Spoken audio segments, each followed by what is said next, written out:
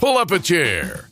This is Off the Back Porch. Off the Back Porch with Sandy and Boomer is brought to you in part by Country Village Sporting Goods. Everything you need to get in the woods, the water, or to the camp is at Country Village Sporting Goods. Jason Hardy State Farm. Like a good neighbor, Jason Hardy at State Farm is there. And Larry's Pizza in El Dorado, home of the Double Pizza Parade. 20 plus years of bringing you the most important and latest information with local happenings, news, sports, opinions, and probably an attempt at humor. Also brought to you in part by Davis Farms Country Market. For farm to table fresh, it's Davis Farms Country Market. Cook's Body Shop. Chances are it will happen. And when it does, look to Cook's. Murphy Arts District. For the latest information on concerts and events, go to eldomad.com. Recorded live from Main Street Pizza in historic, beautiful downtown El Dorado, Arkansas. With a history of being the voices you trust. This is Off the Back Porch with Boomer and Sandy. Or Sandy and Boomer. Or two old guys you've known for a long time, whatever. And now your hosts, Troy, Boomer, Barrios, and B.A. Sandy Sanford. Hey, welcome for another edition of Off the Back Porch with Sandy and Boomer. No. It's Sandy and Boomer. That's what I said. Sandy and Boomer. Okay. You go with that. I won't argue with you. Well, we're glad to have you here with us this week from our favorite place in all of El Dorado, Arkansas, and that is Main Street Pizza. Mm-hmm. Yep. Where the pizza is always right. And where the locals come to eat. And where the locals come to eat. That's right. And the coldest beer in town. That is what they I've claim. heard. That's what they claim. Yeah. That's right. Yeah. Boomer, couple little housekeeping items here first. Happy birthday to my munchkin. She turned 18 today. I know. You know what? When I didn't give her life, okay, but life gave her to me. Yeah. And that's what y'all chose each other. That's right. We chose each other. And I told her years ago, she realized that she was the only person in the house whose last name wasn't Sanford. Okay. And she said, I want to be a Sanford. Okay. And I said, well, baby, I would love nothing more. Uh-huh. But I said, you are your daddy's first child. Mm-hmm. The first one to ever carry his name. It would break his heart. Yeah. You know, if you were to change your name to Sanford. I said, but you don't have to be called Sanford to be one. Yeah. I said, here's the thing. I said, I prayed for another little girl for years and years and years. I said, I had a daughter who passed away, and I wanted another little girl. And I said, I prayed and prayed. I just didn't know that Jesus had you picked out. Isn't that great? That did it. That was it. That was it. That was the moment. It's a Jesus thing. She figured, well, that's enough. That's good enough. Yeah. You know, that's the title of a song. Right. Jesus is enough.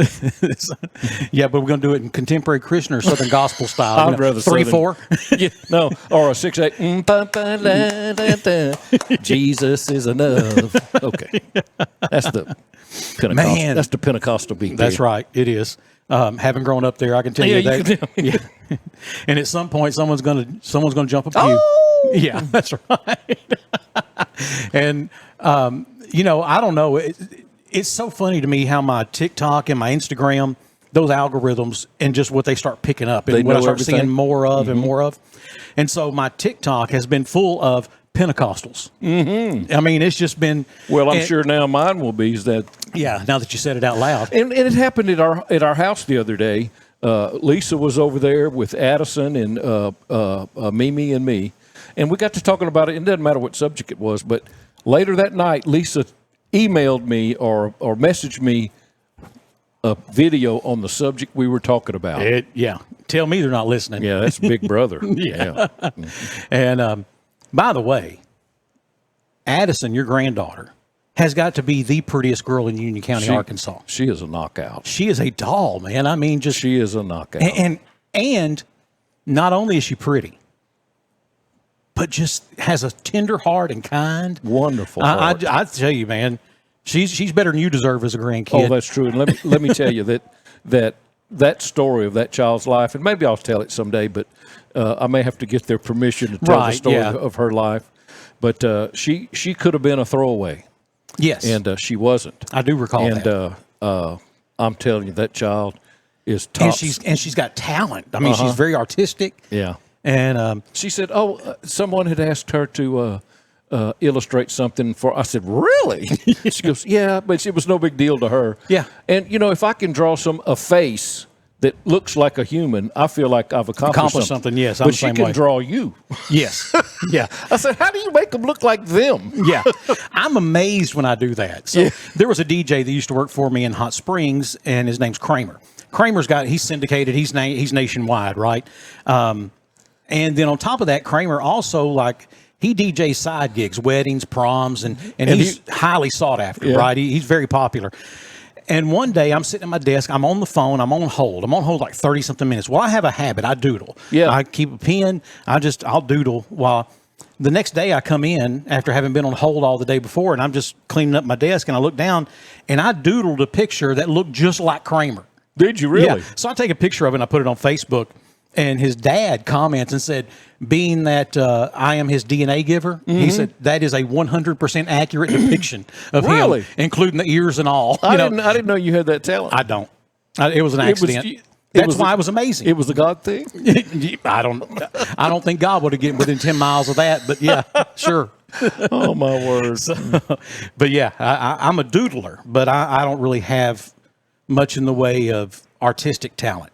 I draw trapezoids, or I want to draw, when I'm doodling, I want to draw a house or a barn, and I want to make the line straight or whatever. And that's about all I can doodle. And then we used to, as a first grader or in kindergarten, we used to practice penmanship back in the day, and you may have had that in your eras also. So you were always trying to make those loops for L's, to make them all look. So my doodle will be 10,000 L's. Yeah. So anyway, and it's amazing because I look at my mom has the best handwriting I've ever seen. Yeah. I mean, it's amazing. Now of course you and my mom are very close in age, and like you said, penmanship was a virtue basically. And you got a grade in it. Yes. Yeah. Yes. And I did too when I was in school. And I have okay handwriting when I want it to be. Yeah. When I slow down. When I slow down. But like my oldest, my southpaw, my oldest southpaw, she has beautiful handwriting. Oldest son writes like a serial killer. I mean, seriously. And then then Cam, my middle son, great handwriting, absolutely fantastic. But here's what amazes me: kids today don't know what a signature is. No. And they can't read cursive. That's it. If you want to have code from your kids today, kids just write in cursive. Write to your wife in cursive. I'll spit it out. Cursive. Yeah, they'll never be able to read that. But I remember I was dealing with a young man who's probably now about 22, 23 years old. And I was like, yeah, you need to sign that. And he printed. And I was like, no, you need to sign it. He's like, what do you mean? Your signature. He's like, I don't have a signature. Have you never had a document? How do you write your name? I mean, that's it. I was like, wow, okay. And I thought that was a one-off. Oh, no. I was wrong. That is the whole group of them. They just never learned how to write in cursive. They don't. And I don't know why we quit teaching that. It's amazing to me when it got to be the computer age. Well, and I can see, they say, well, look, you got a computer. Yeah. But you still have to be able to sign something. Mm-hmm. But, of course, that goes back to, I also think we should have a class on how to change a tire. I think we should have classes on how to balance a checkbook. Where to work? Hello. I mean, just a number of those life lessons. Mm-hmm. Those human interactive things that. Oh, yeah. Like being able to have a conversation without saying the word bruh. Or like. Like, you mean bruh? I mean, everything is like, well, like she said. And I was like, and then she was like. Yeah. Yeah. Oh, and that's not just the last generation. No, it's not. Goes back to my kids' generations. And it's the other one, this is a big one with me and my kids. I teach my kids words mean things. Okay. So I would come home and the boys, when they were younger, Jackson, Cam, they had been fighting or fussing all day. Yeah. I'm like, hey guys, listen, I just walked in the door. I just dealt with a room full of children that I call employees. Okay. I don't want to come home and deal with this crap. What's going on?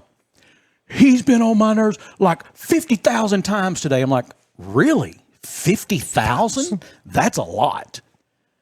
What else have you been able to do today? If he's been 50,000 times Up in your nerves. and he, Dad, you know what I mean? He said, no, I don't. I know what you said. What is it you mean? Speak what you mean. So my thing is, when you have a generation where everything is literally, I literally died. Yeah, literally. No, you literally did not die. Yeah. If we're going to be literal, Yeah. you did not die. Yeah. So, and we went off on a whole tangent there, Yeah. but started it off with happy birthday to my munchkin. 18 years old today. Boy, we went afield there, didn't we? We did. We did. lost me. That's okay. Okay. That's okay. I've been lost. But now I'm found. Thank you, Jesus. Another song. Hey, I'll share this with you real quick. A soft drink super fan from North Carolina. She's a huge Coca-Cola fan. Okay. She now holds the Guinness World Record for the largest number of individual Coca-Cola items. Really? Yeah. So, Man, there's some serious Coca-Cola oh yeah, collectors. Those, and listen, that's a cutthroat thing too. Yeah, They yeah. will stab each other. Yeah, like if you see something in here, they'd be wanting to buy it from them. So Debbie Endicott, who is from Lenoir, North Carolina, she had first been awarded the Guinness World Record in 2020 with a collection of 2,028 individual Coca-Cola items. Well, she lost that, and someone had surpassed her. Well, in 2023, she surpassed them with 5,070 different Coca-Cola she items. doubled. She more than doubled. Yeah, more than doubled. Yeah. And so they were talking to her, and she said, I think it's the red in the Coca-Cola that's always drawn me. And she said, I go place, I see it, and I'm like, that's Coca-Cola red. Yeah. And they asked her, does it cause any problem in your family? Because her whole garage is just nothing but Coca-Cola memorabilia, right? Yeah. And she said, well, it used to. She said, when my father-in-law was alive, he worked for Pepsi for years. Oh, no. And she said, They made commercials. she said he wouldn't, he didn't even want to talk about my collection. And she said, and you dare not ever walk in his house with a Coca-Cola. And the news people were like, really? And I was like, oh, y'all don't remember the Cola Wars. That's the problem. Now we're in a generation that doesn't remember the Cola War. Yeah. They don't remember the Cold War or the Cola Wars. Yeah. And, of course, obviously, I spent a large part of my career working for Coca-Cola. Yeah. And my lovely wife, one day, I came home and I opened the refrigerator and there's some Pepsi in there. And I said, hey, come here. I said, look. Who put this Pepsi in my refrigerator? I said, look, I married you even though you're a Cardinals baseball fan. I oversaw that. Yeah. Your weakness. Overlooked that. Yeah. I overlooked the fact that you're a Dallas Cowboys fan. Yeah. I went past that. I even went past the fact you drive a Ford. Okay. I said, but don't you ever bring Pepsi in my house again. Ever. Not ever. Okay. I said, I have a job. I make money. We don't have to settle for Pepsi. We can buy Coca-Cola. We can buy Coca-Cola. And so you're a true guy. You're true blue. Like man, I didn't realize everybody's not. Astros, Texans, and Coca-Cola. Yeah, that's right. And that's what I was going to say. So, when you grow up in a family, some families, so for example, Republican or Democrat, Chevy or Ford, Coke or Pepsi. Yeah. That really, you can really talk. Americana. That was Americana. That's how families were. They could be Ford, Democrat, and Pepsi, or Ford, Democrat, and Coke, or whatever. I grew up in a Chevy, Coca-Cola, Democrat family. Yeah. I'm still two of the three. Yeah. And what's so ironic about mine was we were an Oldsmobile family. So I had to switch. Yeah. Yeah, there ain't no more Oldsmobiles. Ain't no more. Can't get them no more. Well, when I was born, they had a 50-something Oldsmobile, and then Daddy kept buying Mother Oldsmobiles through the years. And when we moved here, and I moved my mother with me, well, she said, I guess I need to get me another Oldsmobile. I said, well, Mom, we're going to have to go to Buick. Yeah, they don't make Oldsmobiles anymore. So that's it. But that's where the lines were drawn. And families did. They like I said, Coke or Pepsi, Ford or Chevy, Republican or Democrat, smack or heroin, Channel 4, Channel 7. Yeah. hookers or strippers. Yeah, you know, okay, that whoa. well, I mean, that was my family. I'm sure every family was the same, you know. Well, maybe almost. What do you mean? Sans the hookers and strippers and Oh, y'all didn't have a choice? Y'all would just either or? Yeah. Okay. Oh, well, my daddy had a choice which one he wanted. Let's just say that there were poles and dollar bills involved. It depends on what was at the bowling alley that night. God bless you, buddy Sanford. I miss you, man. I do. I miss him too. And I do.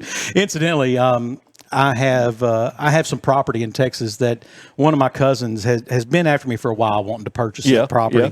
And it's family property, and it goes back to when Texas was still part of Mexico. I remember you telling me that. And so we worked out a deal, and With the Mexicans? yes, with the Mexicans. Oh, you meant you and your cousin? Yes, that's what I really meant. But we worked out a deal, and so yesterday I drove to Texas, and we closed on that property. Mm-hmm. And he paid me in cash. Like dollar bills? Or Like- big presidents? Yeah, them long wheelbase tents. Long wheelbase tents? Yeah, I came driving across 3 states with a McDonald's bag of $100 bills. Oh, my word. Yes. And I'm like scared to death. I'm like, I'm sure. I'm thinking I'm going to get stopped by the police. And if you have a large sum of cash and they stop you, and especially over there on that I-20 in that East Texas corridor that you were in. Yeah. They'll seize your cash. That's right. And so you better believe if the speed limit was 55, I was 54. Not going to happen. Not today. Now in Texas they'll stop you for going too slow too. Yeah. Well, so, But so anyway, I drive back nervous as can be with a sack full of cash. I get to the bank and I tell the young lady at the bank, said, I need to make a rather large cash deposit. And she's like, okay. So I unfurl this bag of $100 bills. And I mean, they're stacked. They're neatly stacked, but it's, and she counts it all out by hand, man. I thought she'd use a little machine. She counts it all out. even a cartel has those. Yeah, right. I know some people. You know, now you got to get a set of scales with it. But, No. Yeah. But she counts it all out by hand, and and next thing I know, she hands me a deposit slip. And I was like, do I need to sign something saying where I got the money? No, I'll take care of that for you. Well, the problem with that was when I first walked in and handed her that big wad of cash, I said, I robbed a crack dealer. And I said it without a smile. I just I robbed a crack dealer. And she goes, what? She says, okay. Okay. And so I was like, no. She didn't want to hear that. So she's going to fill out the paperwork saying where this cash come from. I was like, okay, I did not really rob a crack dealer. She's like, oh, okay, thank you. So I don't know what's going to be. I don't know what's going to happen. So Boomer, you liable to show up a couple weeks from now and be like, "Where's Sandy?" And we're like, "Guantanamo Bay." I don't know. We can't find him. He's just gone. He's down there in the Everglades in that tent. We don't know where he's at. Alligator Alley. The Alligator Alcatraz. Alligator Alcatraz Alley. He's going. They sending him to Guatemala. All right, we're going to take a break. Okay. When we come back, we have more of Off the Back Porch right after this. This is a nightmare. Someone called for a nightmare? Hang on. That's your nightmare? Some roof damage? I'm a professional. I deal with real nightmares. You just need to sing the State Farm jingle. State Farm jingle? Do it! Like a good neighbor, State Farm is there. State Farm can help with your claim. We're here when you need us. Great. Can you get rid of it? Ooh, who we getting rid of? Wait. Like a good neighbor, State Farm is there. People will call it a number of things. Kisses from the clouds, revenge from Mother Nature, or just a little cosmetic damage. But the truth of the matter is, it's hail damage, and it severely affects the value of your car. And if you don't get it fixed and have an accident later, you could be looking at a lot of out-of-pocket expense from your insurance for pre-existing damage. If you have hail damage, get to Cook's Body Shop. Cook's Body Shop has highly trained experts at paintless dent repair who can make your vehicle look good again. When it happens, look to Cook's, 118 Rowell Street in El Dorado. Hey, welcome back for more of Off the Back Porch with Sandy and Boomer. And fortunately for me, I only brought three microphones with us this week, so Boomer didn't get to sit in on this. So it's just us. Is that why Boomer's not over here? That's why he's not over here. I thought he was just being lazy. Well, probably that too. But I normally have 4 microphones, but I left the other one at home. And I tell you, I'm gonna blame Heath at South Ark. No, don't blame Because I asked him how many people were coming, and he told me 2, which meant I would have needed the other headset or the other microphone. But he didn't tell me that till I was already here. So it's Heath's fault. We're just going to leave it at that. It's Heath's fault. Okay. So welcome back. And we are very happy to have with us Chris Wasson. Yes, sir. And Laura Rogers are here. And we're going to talk about this South Ark Outdoor Expo, which is a fabulous event. That's wonderful. You know, I moved here in August of 2002, so 23 years ago. And one of the first things that ever happened was somehow I got roped into being a judge on the rib cook-off. That's a good thing to get roped into. Yeah, well, not all ribs are equal. They may be created equally, but they don't all finish up equally. And I remember it was Cindy Langston, me, Alexis, and there was someone else, and I don't recall who it was. And there were some ribs, I'm like, I'm not even going to taste that. and they're like, I feel like we have to. I said, y'all go ahead. Tell me if I should. And they're like, no, you don't need to. I was like, okay. Those are probably the ones that I did. Oh, I don't know. I mean, you cooked ribs? No, I'm just playing. Oh. I'll say this. That day, Arkansas played Texas and beat Texas. Yay. And everybody was like, oh, I bet you're upset. And I'm like, I'm not a Longhorn fan. What are you talking about? Because I moved here from Texas. Everybody assumed I was a Longhorn fan. I said, I'm not a Longhorn fan. And are you a Razorbacks fan? I am. Okay, good. I am. Now, I wasn't. I never paid a lot of attention to the Razorbacks until I moved here. And then you didn't have much of a choice, did you? You better believe it. I was going to say, along with a few death threats, you became a Razorback fan. Yeah. You know, I have been and still am to this day an LSU fan. And I don't think that precludes me from being a Razorback fan. No. But I'll tell you real quick why that is. I went to high school at a very poor, rural East Texas school district, and I had one of my best friends was a young man. There was 3 boys, and they were all about 13 months apart. And I don't know what happened to their mom and dad, but their mom was raising them as a single mom. They lived in Section 8 housing. If they didn't eat at school, they didn't eat. If they didn't take showers at school, they didn't have a shower. And these boys were smart and talented. And the middle son, who was in my grade, my class, he was very adept at catching a football. If the ball touched his body in 4 years, he played varsity 4 years. If the ball touched his body, it was a catch. He never had a dropped pass in high school. Wow. Now, being a big white Catholic kid, we all knew he was going to go to Notre Dame. I mean, it was no question. I mean, he was a 5-star prospect. He's going to Notre Dame, no question. And that was until LSU came calling. And he ends up going to LSU. He had offers all over America, but he goes to LSU.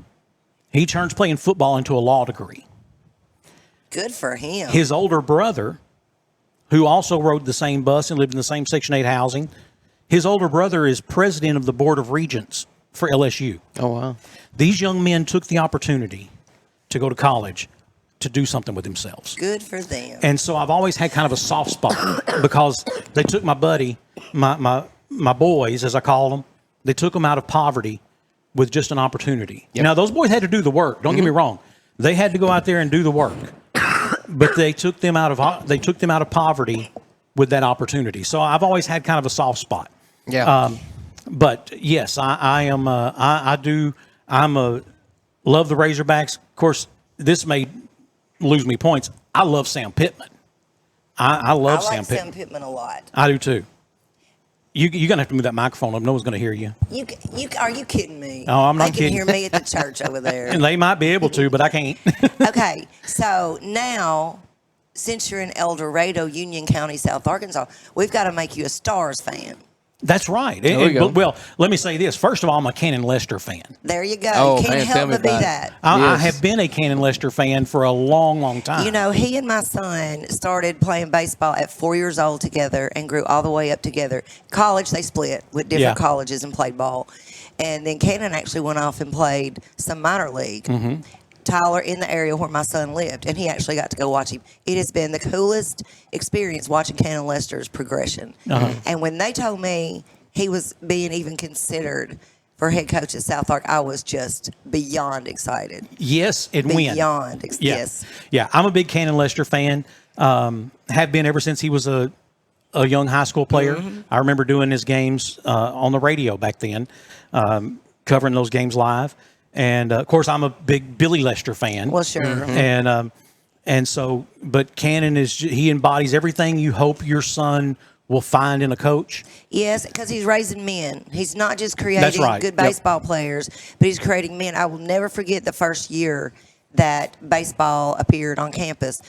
It was expo time, and I was working back then, and I was unloading. I was a vendor, and I was unloading a bunch of stuff from my truck. And about 9 little fellas that were just totally excited, ready to go, came up there and said, "Let us help you." That's right. They hauled everything in, put it where it needed it to be put, and then came back outside. But then, the funniest thing, they spied some orange hats up in my truck. So every single one of them had to have an orange hat. But those guys helped me. They were excited. They were not grumbling like a lot of teenagers would do. And from that day forward, I've been very impressed with what Cannon's done with them. Never mind the World Series. Oh, yeah. Absolutely. Never mind all that. That's lanyap as far as I'm concerned. But You're it's right. wonderful. But you know what? This is the kind of school here in our town, of all places, that is giving kids opportunities that they might not otherwise receive. That's right. Whether it's baseball at the college level, and they get seen by universities and or pro or whatever, or just the academic start that is unaffordable at a major university. That's right. So I'm so thrilled to be part of South Ark, and thank you for letting me just blab on about it. That's right. I can keep going. And some of these students don't even think that they have the ability to do that, and then they get in and say, "Oh, wait a minute, I can do this." That's Agreed. Right. That's exactly right. And it's an eye opener for them. We've seen that happen, and man, what a rewarding thing to do, right? And Chris and I are both on the foundation board, which raises money for scholarships for students and other things. But we hear some of the students who are recipients of these scholarships come back and report to us about where they came from, what they're doing, what they're going to do. Yeah. Some of them are not, many of them are non-traditional. Some of them are just, they don't have the money. They had a child early in life. Just all sorts of things that are serious barriers to that otherwise would discount them from a college experience. Exactly. That's right. Even themselves, but then they find out that these scholarships are available, and there's so many of them. Some go unclaimed. So we need people to get on the website and be looking at these scholarships and apply, because they're available. We want students to learn. We want students to stay here and learn, if at all possible. So I had an iteration of life where I was negotiating with claims adjusters on insurance claims, and it's a whole different part of my life. But I got a phone call one day, and it's a Florida area code. And I answer, and the guy's like, "You don't know me, but you're dealing with the insurance company who's taking care of this claim that my son has. He hit a deer." And he said it like that. He said, "He hit a deer." Like it was a shocker. Yeah. And I was like, "Well, that's South Arkansas, sir." And he said, "Yeah, I'm in South Florida. We're more likely to hit an alligator, but we're not going to hit deer." And he said, so we're talking, and I'm like, "Well, how's your son end up in El Dorado, Arkansas from South Florida?" I want to guess. Athletics. Baseball. That's right. His son was a baseball player. And this guy had nothing but the highest praises to sing about South Ark and just how good they've been. And, he said, "This kid, he said, we played all over America. Man, can I identify with that? My son's the same way." If you have a child who even has just a relative amount of talent, you just try to get them out there and go play. Right. And because that's what they want to do. Yep. Well, that, and of course, that third mortgage I had to take out for travel ball. Yeah, no doubt. But anyway, he said, when the day came where we're done, high school's over, travel ball's over, what are we going to do? He said he got an offer. Here came Cannon Listen. And he said he's playing at South Ark, and he said, and even better, he said, obviously I can't leave Florida and go make the games. He said, but I get to watch them online. That's it. And so that's a cool part. Yep. So let's talk more about the expo. Now, it's coming up Saturday, September 9th. Is that right? The 6th. September 6th, yep. I don't know why the 9th was in my head. Okay, Saturday, September 6th. From 9 to 4. You were just seeing if we were paying attention. That's what it was. That's exactly what it was. Thank you for catching on. Yeah, I got you. It's from 9 to 3 on campus, surrounding the conference center. Of course, the rib cookers, we have the big rib cook-off, you know. Yeah, the rib cook-off's a big deal. Yeah, that's the big deal. And they're lined up down on, what is that street? Washington, and then the one that goes beside, I believe, is Locust. Mm-hmm. They're lined up on those streets. And then, of course, there's tons of other stuff going along, too. Oh, there's always tons of stuff goes on at the expo. And admission is? It's $0, but bring a canned or non-perishable food item. That's right. And, you know, I've been with this thing probably since year 2. And this is year 26. And we used to charge like $5. Yeah. And then we decided, well, you know, let's don't do that. We decided to make it no dollars, but the food. So that way we can give it forward. And each year we choose a different food bank in El Dorado or Union County to donate all that food to. That's awesome. And it adds up. We had over 6,000 people there last year. Isn't that amazing? That is amazing. So let's talk about the expo. What do you have going on this year, Chris? I mean, there's a ton of things going on. We have our Hero 5K run that's brought to us by TCW Fiber. So and we call it a run, but you can run or you can walk. My wife tells me that the only thing I can run is my mouth. So if I did it, I'd have to walk. Yeah, that's right. So I hope people can come take advantage of that. Fantastic time to be able to come in and show your support. You can still get online and register for that. So highly encourage that. Man, we have all kinds of things for the kids as well. Delac, I think US and Delac Hope is going to bring us what we call the kids world. And man, I'm going to tell you what, my kids last year had a blast. It was tough for me to kind of pull. I go all the way back to the kids casting competition. Oh yeah, I remember that. That was over on the other campus. Yep. Yeah, you know, we started downtown in the back parking lot back there, which is now Heritage Plaza. It was great. Maybe 500 people came. Oh goodness! And then we moved out to we started where we are basically. Then we went out to East Campus, under the trees, which was beautiful, but it just wasn't big. Wasn't big enough. I remember that year. Phil Robertson was the speaker, and that was a year that, and I don't remember who it was. It may have been Cynthia or Dean Inman or someone who walked by and said, "There's not enough room." Probably we don't have enough room. Probably, yeah. And so we don't have enough room. We don't know what we're going to do. And they were right. It was packed. And so then it moved back downtown again. Yeah, and then once the conference center was built, of course, that was perfect because we have the entire inside full of vendors and exhibitors. Yes. So the heat, if it's hot, there's no issue. Just go inside for a little while and then go back out and see all the other stuff. But the whole inside of the conference center is full. The south parking lot's full of the kids' activities and the food trucks. Then, of course, mention where the rib cookers are. And then on the parking lot between the school and the Haywood, that big parking lot right there, we'll have activities there, usually a health fair type thing and some other fire trucks and all sorts of different things. And then on the back lawn, on the back lawn and the little driveway between the conference center and the road in the back, we'll have live music all day long, and that's really good. The headliner is Ace's Wild Band, and that's a local guy, Paul Baumgartner, who's the drummer of that, and they are amazing. They're a cover band. They do all sorts of things. And then in the street on Washington, mainly on both sides going up toward the square, is the car show. And the car show's free. It's non-competition. Yes, so not a contest. Tell them. Yeah, it's kind of like Laura. You just show up and show out, right? And that's exactly what it is. You bring your car, you show up, and you show out, right? And you have a good time with it. And just let people come by and see your car. And, you know, of course, you're going to have folks who think a lot alike, so they're going to have a lot to talk about, right, when they start to looking at a lot of these beautiful cars. So, do you still have the art contest? Yes, the art contest is still there. That's right. Sponsored by the Systems Group. So, I got to tell you what, just based on that, we are really grateful to have the industrial customers that we have around this area, the businesses that we have around this area that support this. They do a phenomenal job, and they're helping bring a lot of this to us. So Systems is bringing the art contest that's grades K through 12th.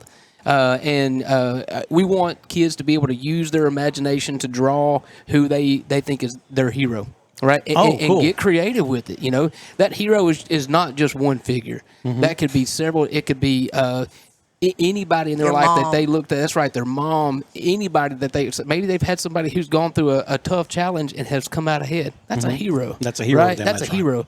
And so we're asking them to get creative, turn that into their teachers, and then they can have a chance to win that art contest. Looking forward to seeing that. Speaking of art, what about the chainsaw carving guy? Absolutely, yeah. Can 4 brings that every year, and he's amazing. I got a bear. I bought a bear one year. Yeah. And he's sitting on my front porch all proud. Christmas, he gets a red and white scarf. Anyway, he uses a chainsaw. And that's it. No chisels or anything. Just carves out eagle, a bear. What else does he do? Maybe a hoot owl. Well, and I've got a few tree trunks at the house that I need cut up into firewood size, so I don't know if I could Good bring luck that by with that. and see if he would do that for me or not. But Good luck with that. Hey, you got to try. I don't need you to make an eagle out of this. I need you to make some I firewood need out some of this. firewood, brother. Yeah, and if you don't mind splitting that after you get done cutting it, I appreciate it. Yeah. Nope, he doesn't bring anything but a chainsaw. But he does really well with that. And, I didn't mention a while ago when I mentioned the rib cook-off. Clean Harbors is our sponsor this year for the rib cook-off. Yep. And the entry fee there, I don't know if you can still enter the rib cook-off. I think you can, but there is an entry fee, and there's several categories. Of course, the number one is the best ribs. That's right. And then there's Cooker's Choice. Cooker's Choice. And that means you can cook anything you want to. And enter it for competition. There is a best rig, which is cool. Yeah. Really, to come enter this, we don't care what your rig is. We've had people cook on basically a burning barrel. Right. And then we have people with these great, big, fancy choo-choo train grills, But anyway, that's one. And then most team spirit. Yes. And I helped judge one of those. I So never won the maybe best team both. spirit. You didn't give a cheer. No. Because most time we were waiting on them judges to leave so we could open our beers back up. But Don't shh. I'm playing. That didn't really happen. Secret recipe. Speaking of, you can walk around. Now, we got food trucks. There's plenty of food there. You can get anytime. You can pay for it. But down in the rib area, I basically eat my lunch down there because everybody has Gives out sausage samples. to give to everybody. And then they'll make other things. I remember the fire department. What was it they always? Was it gumbo or chili or something? It was so hot, though. It was hard for me to eat, but it was good. Yeah. Murphy. I'm a little salty about the fire department and the rib cook-off, to be honest with Okay, you. I'm sorry. We won't talk about that. Let's talk about Murphy USA. I smell a defeat. Well, here's what got me. Thought we weren't going to talk about it. Here's what got me. Well, Chris. you brought it up. It's I'm on sorry. now. You It brought is. it up. So here's what got me. One year, the freaking fire department won the Cooker's Choice with a cherry cobbler they made in a crock pot. Come on, man. If you ain't cheating, you ain't trying. Obviously. I mean, come on, Ricky Bobby. Obviously. Let's go. I've cooked at not hundreds, maybe close to 100, but dozens of competitions all over It America. ain't safe over here no more. And win competitions with a pulled pork enchilada on the Oh, Cooker's that sounds Choice. good. And to lose to a cherry cobbler made in a crock pot? Well, hey, but you got to know, like, they at any moment they might have to pull away and go put out a fire I or wish they something else would've. like that, and so they got to know that crock pot's going to be finishing the job while they're out there saving the world. Oh, so what you do for a living matters in how you judge it. Let's Absolutely. move on to Murphy USA. It ain't safe over here no more. Yeah. Murphy USA usually has a team or two, and there's a lot of people. I shouldn't be singling anybody out, but the samples they give, the different things they cook to, just to share with people and talk with people. There's a lot of trinkets, just like the inside vendors. There's a lot of trinkets that you can take advantage of. Absolutely, Swag, that's yeah. it. And there's a lot of things you can purchase. You would be amazed at the different things inside for folks to buy. Oh, you know? and you can walk, or you can spend hours just inside You looking can. around. Absolutely. And if I haven't already, I will be starting Christmas shopping at that event because there's so much cool stuff. I'm a And size medium in a brand new bow. I haven't seen anybody selling bows in a long time. All right. What kind do you prefer? Anything. Yeah, I'm not picky. A long bow? You gonna hunt with a long bow? Hey, you get me a long bow and I'll shoot something with it. You will? Yes, ma'am. Amazing. So anyway, I'll shoot at something with it. Yeah. How there about you that? go. There you. Now it's sounding better. Sound a you little know- more realistic. Yeah, a little bit Yeah. more realistic. I'll scare it anyway. But this is an older shirt, but read what it says. Celebrate everything outdoors. We're That's not right. just about hunting and That's fishing. right. There's usually a four-wheeler dealer up there, bad boy mowers, and there's all sorts of things that that interest people that are not just having to do with hunting and fishing. Oh, that's right. Yep. So, Which, by the way, they're not a sponsor of our podcast or anything, but I love my bad boy mower. Do you? I love mine. Yes, I do. Yep, I've got one as well, and ride it too much. It seems like that grass just seems to keep growing this time of year. Not lately. Well, yeah, this last week was different, but before then, I couldn't cut it fast enough. Man, if it in that rain we got today, for example, I bet it's going to go. Yeah, it'll be thigh high by this time in a few days. In other words, that's what Jeff's going to be doing all weekend. Well, that'd be good for him. It would. He likes to mow grass. I do too. And I kind of forget how to mow mine, so if you don't ever mind, if you come over and show me how to do it one more time, just come over. I'd appreciate it. Yeah, because I heard you do a great job. Y'all can do a bad boy race. No, I don't want to race. Listen, I've been in those lawnmower races before. Those people are serious. Poker players aren't as serious as those guys. But have you been to the tiller races? Yes, in Emerson. And they like got Chevrolet motors in them. Yeah. But not really. I don't know. But I mean, it's like, I got a dual carb 454 and got an off degree cam in it, and like, dear Lord, man, I thought we were talking about. That's right. That's right. Yeah. And I just want to talk a minute about the impact that the South Art Expo has here, and it goes way beyond. Just what we see initially, right? You talked about the impact of these young men that you know of that got an opportunity. Yes, and it's that same impact that we're talking about here. When people come in, and we get people who come in and they're a vendor at the site, right? We got these sponsors, these business sponsors. They're investing in people's lives. That's right, and making it better. And just the economic impact of just the expo itself. You have people who are coming in from out of town. That's right. They're spending money locally. There are, and oftentimes coming back and revisiting El Dorado because they had such a good experience. That's right. And so I think, man, the impact that this has on people is fantastic. Well, I do know of a gentleman, and I'm not going to say his name because he'll get bombarded, but he was a vendor one year. He came for the expo, came back for Music Fest because he had such a good time at the expo. That's awesome. And eventually ended up putting a small portion of his company here. And I don't want to say his name because I don't want him to get bombarded by people. But it's not a lot. In case he doesn't have 50 or 100 employees. I think he's got 4 full-time and maybe 2 part-time employees. And but he could do that anywhere in America, and he chose El Dorado. And you know why? Because of the experience he had at the expo and at Music Fest. Absolutely, I'm a firm believer that if people just come to El Dorado and they see the people, they get to meet the people and the experience around here, they're going to come back. I agree. Yeah, they're going to come back. I tend to agree. We've got great folks, and that's just a great example of. I mean, and hey, small businesses run our world.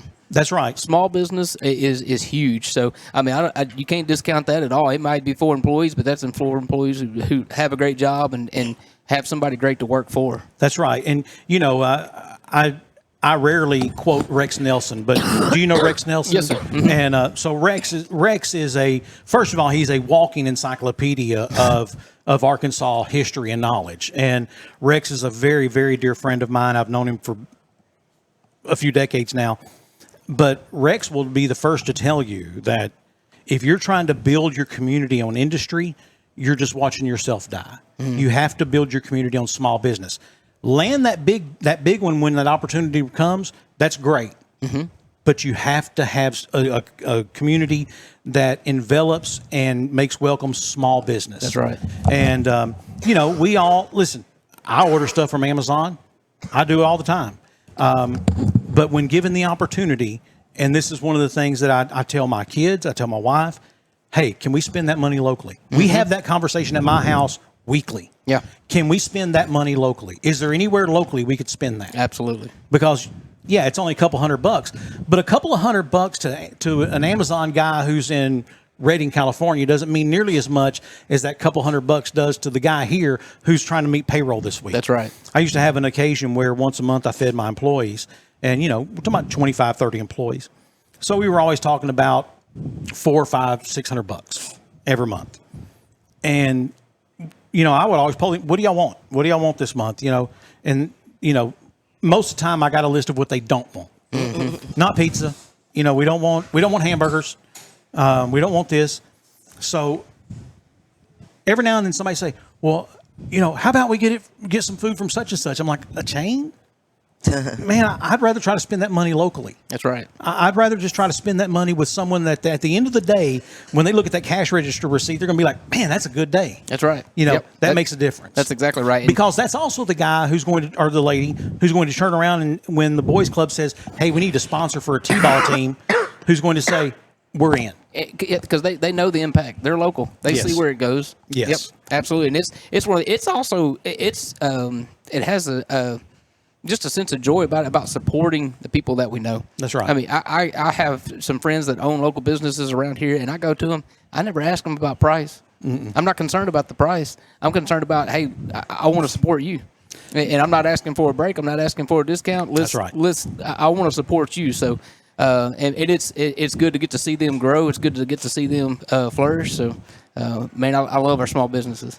We're about to run out of time. What else do we need to cover? You know what's good, and talking about all that, you know what's so great about having South Ark here is a lot of times the different, especially the technical stuff that they do out on the East Campus, and even the medical program and everything, it's kind of sort of geared to what our businesses here Our local businesses need, yes. And so, I mean, I know for years out on the East Campus, they've done certain programs that are specific to Great Lakes or whatever it's called. Yes. Lanks, shoot. I can't keep up. She was getting close. Clean Harbor. Yeah, I had to go through the progression. Clean Harbors, all these different plants, line oil. So, Delic. So anyway. El Dorado Chemical is now called LSB. Okay, let's say you were going to hit that one off, weren't you? Just before she ever get it got out there there. real quick. let's say local industry. Yeah, okay, local industry. And small business. I mean, because That's there's right. hospitality and all sorts of things going on. So, yeah, I mean, we're here for our community. We're here for our region. Yes. And when we get these dorms and this baseball field, Yeah. Katie, bar the door. Listen, I'm excited about this baseball field, y'all. Hey, I'm now, telling you. Boomer and I have a plan. Uh-oh. And we just need some people who are going to come in with us on this. Okay? Okay. This is a ground floor opportunity for y'all. Laura, this is a ground floor opportunity. Hit me with it. Okay, here we go. Wait a minute. Is there a seatbelt on this thing? I know. So here's what we want to I do. need it. Here's what we want to do. When they build that stadium, it's going to be at the intersection of what? West Avenue and Hillsborough, correct? Okay. Boomer and I think what we need to do is make the seats swivel so that between innings we can turn around and watch the roundabout because we're going to see all kinds of stuff. Okay. There is a mezzanine Yes. on which you can stand and you can watch any which way you want to. I just think that, and someone said, well, man, if they can have them in Homer, surely we can. I said, not necessarily. Oh, that is going to be fun. Listen, yesterday I had to drive through Minden on my way to Texas and then drive through coming back. And they're putting roundabouts as you get on the interstate there at I-20 Right. in Minden. Right. And they were actually pouring that red concrete. And there were guys out there, and they're, I don't know what you call it, floating it or whatever. They're out there doing their thing. When I come back through about 5 or 6 hours later, there's tire tracks through it. Oh, Someone no. drove through the wet cement. Oh, no. Let's blame it on the workers. Beautiful. Yikes. Well, the good thing about those roundabouts, man, you just don't stop. You just get in it and go. Just as long as there's no one coming Round from that and round direction. and round. Get we're in all it and in go. the- That's That's right. it. That's That's right. it. They're beautiful. Yep. Yeah. Well, one more good thing about South Ark, and we talk about how we have the training and the certifications going on, but they're listening to our local industry. Yes, they go are. back and say, hey, where are the needs? Right. Where do you look them? And they give them an ear. I mean, Well, that's why we have an E&I program. Yes. So electronics and instrumentation was a big need for our local industry. Wage certificates. Yes, they I do mean, that. that's a big, There's a lot of adult ed a out lot. there. Yes. absolutely. And So- non-traditional students, which at a lot of community colleges can be, but I really think at South Ark, there's a lot of emphasis put on the non-traditional There student. is. And, it's interesting. My children did not go to college here. Tara went to UCA, Tyler went to Crowder College. But there were certain classes that they took here in the summer or they would take online if the right thing wasn't available. So they have benefited from South Ark too. I have a degree from South Ark that I took on with me to SAU. So it's helpful for anybody. I mean, it just depends on what your situation is and what your needs are. If you're straight out of high school, you want that college experience, let's go to South Ark. And starting in the fall, you'll have a dorm to live in, But and if you don't go to South Ark as a traditional student, you can always come back and do certain things. So my oldest, who's about to start her final year of law school, No, you're happy. And she's about to start her final year of law school. She took the concurrent courses, when she was in high school. My middle son, who today started his first day as the U.S. History and Civics teacher for El Dorado High School, he took the SAT prep courses and ACT prep, I guess it was, prep courses at South Ark. So even if you're not, no, they didn't take quote unquote classes where they were on campus at South Ark, but there were things that helped them in their career or in their path towards their career that all happened because of South Ark. Yep. And the coolest thing, and I know it's second nature now, but when my daughter was taking a biology lab, she took that lab online from South Ark. And I mean, they dissected online and they did everything online. It blew me away. So my point is, if you think it's just a podunk little country school, think again. No, it's not. That's it's right. way advanced. That's right. The Dr. Stephanie Tully Dartez, She's she a is gem, ahead. by the way. She is way ahead of her time. I think the world of her. And let me say this about her. She and her husband, they chose to live here. They sure This did. was not a stepping stone. No. This wasn't a placeholder. They choose to be here. And she's been with the college for years in different capacities. That's right. To me, that means a lot because I choose to be here. Exactly. I have had opportunities to go anywhere in America, and I choose El Dorado as my home. Now, the El Dorado Promise made a whole lot of difference in that. Absolutely. Yeah. Don't get me wrong. And that character that we talked about in Cannon Lester earlier, you're going to see a lot of that same character and a lot of the professors who are there. I personally went there and got to witness them helping students saying, hey, you can do this. Did you ever have Dr. Langston? I did. Oh, I did too. Absolutely. She was the first employee. She's been there since the beginning. We're talking 50 years. Yes. That she's been with the college. She's still an amazing accounting teacher, and she'll be judging with me on whichever category I'm judging with. She's one of those who will invest in the students. She will. She said, hey, you're not here, and I'll just kick you to the curb, if you don't do well. We're going to invest in you. We're going to help you through this. So even for those students who think, man, I don't know if I can actually do that, go give it a try, because I guarantee you they will invest in you. They don't just leave you alone. And you're talking about a group of people who are also as community-minded as we hope them to be. So, for example, Dr. Ken Bridges, whose politics and mine rarely ever line up. Okay? But when we started this channel, SouthArkansasNow.com, he reached out to me like that and said, hey, I do an Arkansas history article every week for like a gazillion newspapers, and would you like to take it? I said, man, I'm just starting off here. I don't know when I'm ever going to be able to pay myself, which is a good question. I'd still like to answer to that. What is it? He said, man, I want you just to have it. It's yours. Yeah. He's a history genius. And we run his articles every week. Now, again, his politics and mine, they don't jive so much. But at the same time, he is community-minded enough. He's like, man, I'm not trying to get paid off of this. I want you to have it. And I appreciate that. They want to give back. Civic-minded. That's right. They want to give back. They want to see the community grow as well. Yeah. And I don't know that we've ever asked a staff member or faculty member at South Ark to help with the expo or any other work of the foundation that they didn't oblige. Oh, I'm sure. It's unbelievable. I'm sure, yeah. Well, listen, I appreciate y'all so much. Are we done? Again, we have to be, Shucks. We were just getting started. Well, here's the problem. We still have a lot more of the show to do. Okay. And if I don't get Boomer out of here at a time that's suitable, he needs to be in his gown and ready to go to bed by a certain time every evening. I was going to say, make sure he gets that nighttime routine in. Yeah, he does. He has to go home and watch that Queer Eye for the Straight Guy. And have then, you ever watched it? No. It is so fun. I'm sure it is. Watch it. But have you talked to him about his skin routine, though? Because he kind of needs to work on that at night. Yeah, well, I do too. You can talk to both of us. Okay. Well, I can't tell you the last time I've watched television. Oh, I like TV. That's been one of the bad things about retiring is there's a TV in my house. There's several.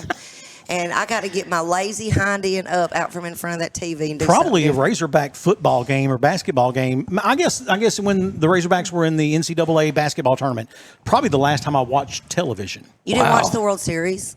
No. College. I went to a game. Matter of fact, here was the deal. I love listening, having been a radio guy, of course. But there's a lot of nostalgia in that for me. My dad was a professional ball player. So, cool. And then the Cincinnati Reds. Very cool. And then he went to work for the Houston Astros, and that's why I'm a lifelong Astros fan. And I grew up listening to Astros games on the radio. And, back then there were very, very few baseball games on TV. There was like a Saturday, and it would always be the Yankees or the Dodgers, LA or New York. The Yankees. I don't either.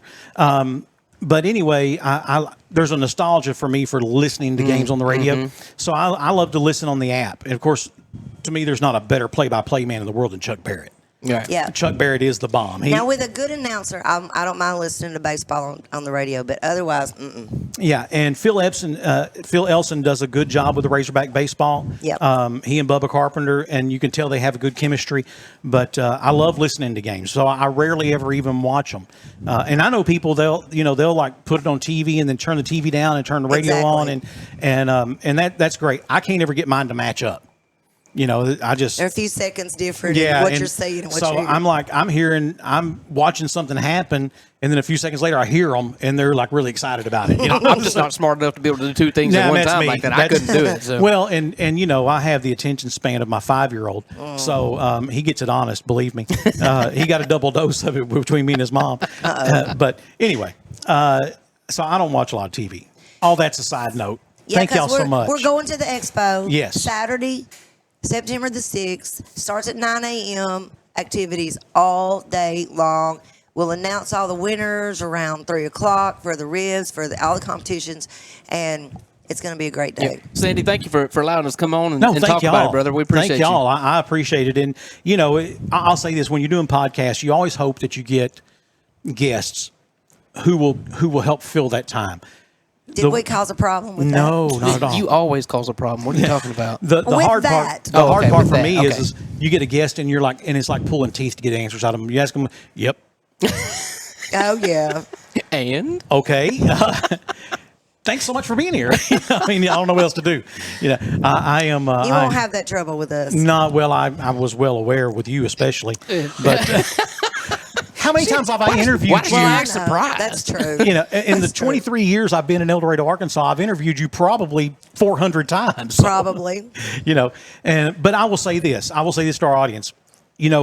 Years ago, Boomer and I had this idea of a contest we wanted to do back when we were on Kicks 103, and we wanted to do a big buck contest. Yep. We knew nothing about it. We didn't know how to do it, but we wanted to do a big buck contest. So we got Boomer certified in Boone and Crockett scoring. You're certified?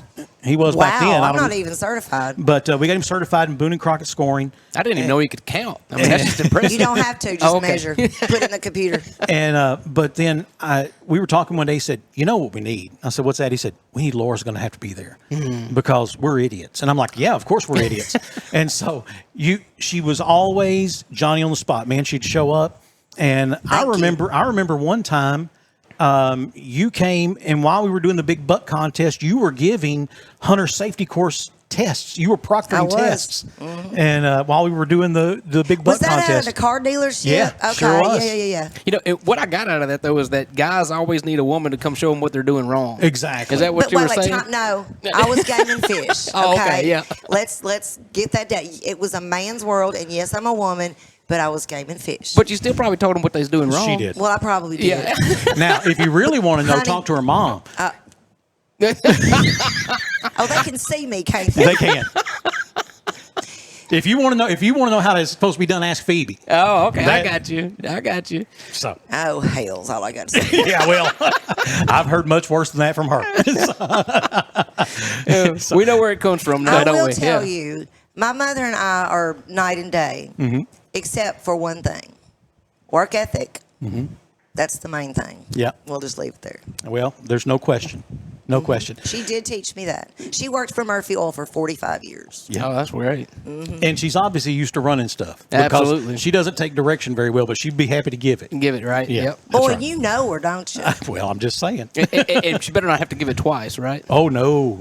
Because it'll start off with, did I not say? Would you like to be my escort when I have to do things? No, ma'am. Things? Okay. No, ma'am. I don't. Shucks. Yeah, well, I've been down that road. Thank you. So, all right. So, again, Chris Wasson, Laura Rogers, thank y'all so much for coming. Anytime. South Ark Outdoor Expo is happening Saturday, September the 6th, downtown El Dorado, Arkansas. It's going to be a great time. If someone wants more information. Y'all, and I meant to say this, Cynthia Reyna, she is the one behind this whole thing, has been since the beginning. Her number, I'm going to find it. I've forgotten it all of a sudden. You can also go to southarkfoundation.com. 864-7130. Oh, Is he's that got it? it down. Wait, Look at not- him. He's got it down. Yeah, there it is right there. You saw it on my page. Okay, good. Yeah, yep. southarkfoundation.com/outdoor expo. You can see all of it there online. If you don't want to talk to anybody over the phone, you can go look at it online. So there you go. But Cynthia can answer all the questions. That's right. Or Hattie Baker, who works in that office as well. Yeah, she's doing great. So we're going to take a break. When we come back, more of Off the Back Porch right after this. Goodbye. A proud member of the El Dorado community, LSB Industries is a leading manufacturer of nitrogen-based products for the industrial and agricultural markets. Working together as one team, our employees are dedicated to creating products that improve the quality of life for current and future generations. Summer is sizzling at Davis Farms Country Market. They just received a new load of fresh Ruston peaches, local farm-raised Jubilee and Black Diamond watermelons, and check out the new shipment of summer cantaloupes and more. Of course, there's always new summer fruit and vegetables arriving nearly daily. But be warned, if you come look, you can't help but buy. Food grown and raised by local farmers ready for you at Davis Farms Country Market, 4523 Junction City Highway, or call 870-639-1323. Welcome back for more of Off the Back Porch with Sandy and Boomer. And Boomer, I hate that you didn't get to sit in with us with Chris and with Laura, but man, they are a cornucopia of information. Yeah. Well, I was sitting right off the camera and listening, so yeah. But it was good to have them and thank them for coming on to the broadcast or the podcast with us here. Boomer, every now and then I will read a story and I'm like, okay, why is this even a thing? Why are we even talking about this? Okay. And I kind of like the WNBA, which is no longer safe for work. Yeah, it's NC-17 now. Yeah, that's right. But I read this story. This came out of Arkansas Business. Okay. Which I'm a proud subscriber. I love Arkansas Business. Great, great publication. But I was featured in it one time. Were you really? No. Oh. I kind of doodled my picture on it. Is that what it was? Yeah. Kind of like you did on with Kramer. Okay, yeah. Fayetteville-based Carbon Chicken Project, LLC co-founders Jody Harden and Richard Elms hope to make poultry farming more sustainable by turning chicken litter into fertilizer. Well, it is fertilizer. The company, currently in its first round of venture capital fundraising, plans to turn chicken house waste into fertilizer and soil conditioner. Now, Boomer, forgive me. Obvious much? I think it already is. Because, we live in an area where, not as many now, but it used to have a lot of chicken houses. Well, I grew up with chicken houses, and let me just tell you. And what comes out of that, if you put it on your yard, it's hot, and it'll fertilize. It fertilizes and stuff grows. And, those sand So hills. how are they turning it into? Is there not the rest of the story there? There probably is. But it stopped me, and I'm like, this is an obvious thing, you know. So was it a slow news day? I'm trying to figure out while we're talking about this. So they're just trying to commercialize it, perhaps, where they can bag it and sell it. Because we have sheep shank and we've got cow manure. You can. I thought you could already buy chicken fertilizer, and maybe they're doing something special to it. I don't know. Making it not smell like urine. Well, it's good luck with that. You know, that's how you know it's working. Let me give you an example of that really had never occurred to me before. I grew up in Louisiana, South Louisiana, and the state really doesn't cut ditches or anything back there. It's just if it floods or if it gets real hot and all the Johnson grass dies, well, then so be it. So when I moved to Oklahoma, all the right-of-ways on the interstates are wide because there's plenty of room, Oklahoma, and Bermuda grass grows all up and down. Yeah. Well, someone had the great idea that they were going to bale that. I said, well, that's a great idea. Like that had never occurred to anyone before. I said, well, they're baling that. Hey, they're getting paid to cut the right-of-ways, and then they're baling it. Yeah. They double dipping. They double dip it. They double dip. I have a buddy that has a farm, a ranch. So he's got cattle. So whatever you call that, farm ranch. He has hay and all that, and he gets sludge dumped on his property for nothing. I mean, they're looking for places to dump this. Yeah. Out of the treatment plants and things. Mm-hmm. And he gets. In fact, I was out there today, and they were bringing it to him. So does it make his hay grow, or it just keeps the people off his land? They get to stay away from his ponds and stuff. Yes, it makes the hay grow. He's got some big bass ponds. Listen, I'm still trying to figure out why we're having a news story that chicken can be used for fertilizer. You know what else can be used for? You can use it for chapsticks. That's right. Yeah. Yeah, put it on your lips. Is it good for your but it keeps you from licking them. That's right. So I thought, Boomer, yeah. The whole problem here is I'm jealous, is what it boils down to. You're jealous of them. I'm jealous of people who are taking the obvious and figuring out ways to monetize it. So you have some ideas? It just so happens that I do. I was wondering, I'm trying to lead you, and you were just trying to get me to shut up. Okay, go ahead. In my not so obvious book of Staying Alive, rule number 1 in the great book of Staying Alive: never ever anger fire.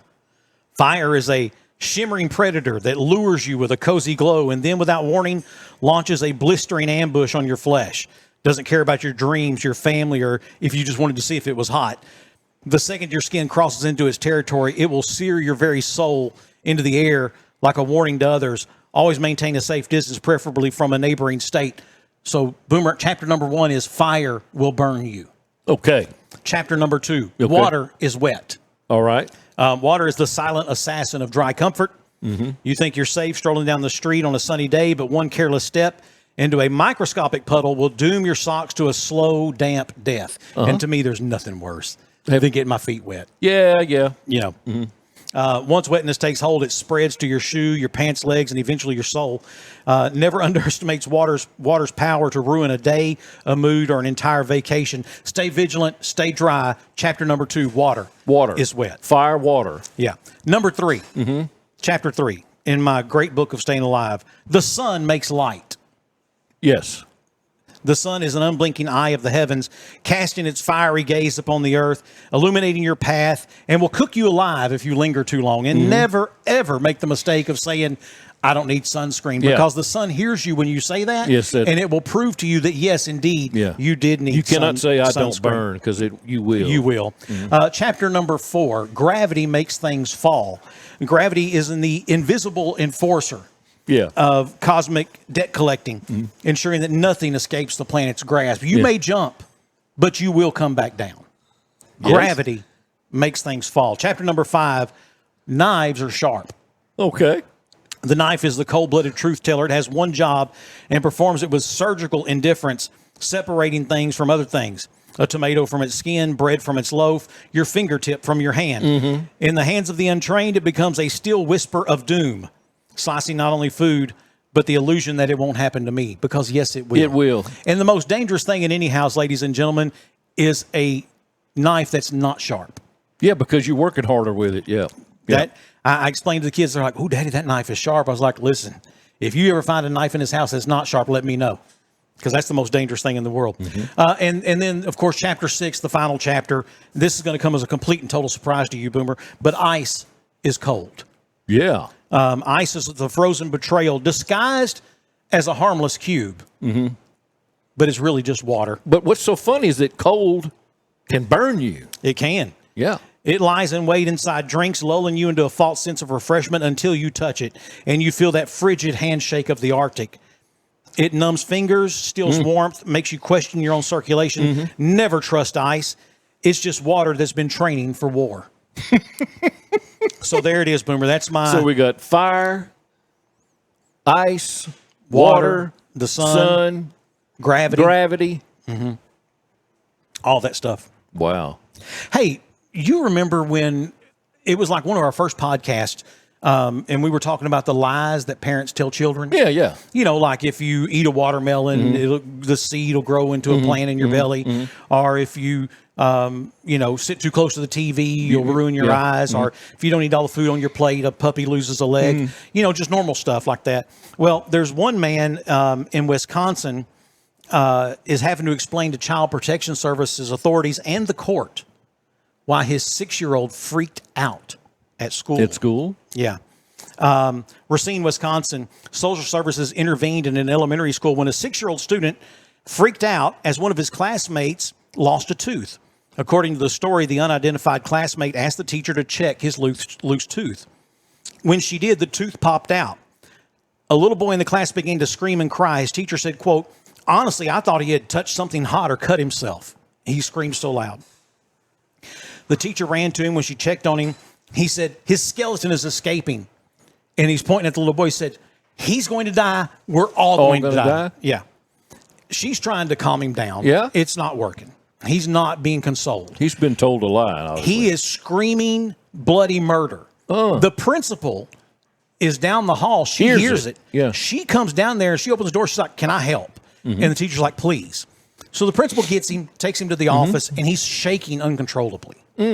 And she's like, "Why do you think a skeleton is going to kill you or kill anyone?"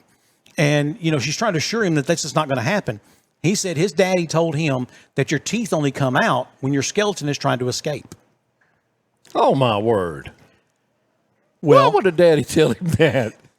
In Wisconsin, evidently, every school is required by state law to have social workers on site. Well, there's a social worker on site, and she steps in. Let's see what the principal said here. Wisconsin social worker who's stationed at the school took matters into her own hands. This is the principal speaking. "Listen, I like Shanta. I think her work is very important, but I told her I think she's overreacting. This was most likely a dad just being funny with his son," Principal Maureen Malone said. "But state law says once she inserts herself, I can no longer intervene." So the principal's like, "Listen, this is a kid who didn't understand a joke his dad told him, And the social worker looks at it like the principal points at the kid and says, "So that's a joke? You think that's funny?" Principal's like, "Do what you got to do." Okay. So this social worker then calls Child Protection Services. They come get the child from school. The dad still don't know anything about this. They haven't told Dad. They have not told Dad a word. He's at work. He thinks his kid's at school. Yeah. Child Protection Services comes and gets him. Authorities show up on his job and give him a summons. They serve him. "You have to appear before a magistrate tomorrow to explain to the court this." Now, this dad is a widow. He's a widower. Okay. He has 3 children. Yes. All pretty close in age. This is the youngest one. Okay. He goes before the judge the next day and says, "Listen, Your Honor, Judge, I have told everyone, when my kids get to that, he said, 'Daddy, why does my teeth fall out? Why do teeth fall out?' He said, 'I've told them all. It's just your skeleton trying to escape.'" He said, and neither of the older 2 have ever thought a thing about it, Yeah. Evidently, the youngest one took it literally and was so scared. And he said, "And I can promise you, I never said anything about anyone dying. Okay, I've never said that."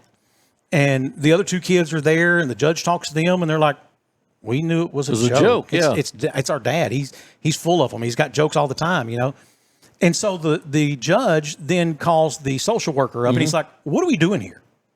He said, "Because I'll be really honest." He said, "My dad told me the same thing when I was a kid." Oh, yeah, the judge is dead. That my skeleton was trying to escape when my teeth fell out. And she said, she starts telling the judge this and this, and he's like, "Listen, I think you're wasting the time." And she said, "That's not up for you to decide." Ladies and gentlemen, let me give you this public service announcement from Sandy and Boomer. I tell you a lot of times, don't pay attention to what we say, but this time, pay attention to this. Never look at the judge of a court and say, "That's not your call." I'm just saying. Okay? Okay, so what he does is in his name. Okay, so then I don't judge? The judge don't judge? He looks at the social worker and he says, "I think we need your supervisor here." Yeah. She's like, "Gladly." Oh. She goes and gets a phone. She calls the supervisor. The supervisor shows up and he said, "Can you explain to me what we're doing here?" And she's like, "Your Honor, I don't know anything about this case." And he just explains to her what's been presented to him. And she says, "I have no idea why we're here." And he said, "Then it sounds to me like you have work to do. Case dismissed." Wow. So Daddy had to go without his child overnight. And the thing, where was that kid overnight? Yeah. Was he in a foster home? A group home? Where was that kid? Yeah. Where was my 6-year-old? Yeah. You want to see my thin veneer drop off and go to grew up on a red dirt road in East Texas? It wouldn't have ended well if they'd have because I'd have had to get that child back tonight. Oh, we need to wake the magistrate up right now. I'm not going to be there in the morning because we're going to do this now. Yeah. We're going to solve this problem quick, fast, and in a hurry. Oh, man. I mean, like, holy cow. And the poor principal, she's trying to stop this before it ever gets started. But this was a social worker who felt like it was her calling, her duty to jump all in the middle of this because a kid didn't understand a dad joke. I'm just saying. Can I relate a story? Yeah, absolutely. My adult daughters were very young. I mean, under 5. You know, they're 18 months apart. The twins are 18 months younger than the oldest one. So they're over at their mother's mother, my mother-in-law, their grandmother, whom was a widow and had remarried a man that I didn't know. So they wanted to talk to Daddy. Well, the Daddy's in Oklahoma, and they're in Minden, Louisiana. I was in Elk City, Oklahoma. Well, the kids are talking to me, and well, what y'all doing? Said, we're playing cowboys and Indians with I don't know what they called him, Uncle Buddy or not Buddy. I'm sorry, whatever. So I said, oh, really? He says, yeah, he's been tying us up. I went, do what now? yeah, he got some rope and he ties us up in the chairs. I said, let me talk to you. Let me talk to your grandmother. Let me talk to Uncle Buddy. Let me talk to your grandmother. So Frances gets on the phone, and I said, Frances, what are we doing over there? Oh, now don't make anything out of it. I said, hold on now. I'm telling you, it doesn't sound good to me that they're saying that Uncle Buddy or whatever his name is tying them up. Little girls, I don't like that. Right. Now, Troy, don't make a big deal out of this. I said, I'm gonna hang this phone up, and in 10 hours, I'm gonna be at your doorstep, and I'm coming to get my kids. Yeah. No, don't do that. Don't do that. I said, I'm gone. Bye. I'll see you in 10 hours. I got in my vehicle, and I started driving towards Oklahoma City. Well, you know, I was telling Chris a while ago, obviously we didn't have phones back then, but we had radios, scat units, we called them, where they could call you and everybody can hear you, but you're talking on their phone. Yeah. So they're trying to talk me down over the scat unit. I said, nope, I'm going to Louisiana. I said, we're not tying up my children. And I was 2 hours away in Oklahoma City before I calmed down enough to where they could turn me around at 11:30, 12 o'clock at night. And I said, and Frances, Grandma eventually called me and said, okay, well, we're not doing that anymore. I said, no, you're sure not. But, I can understand this guy. They pick his kid up from school and don't tell him anything.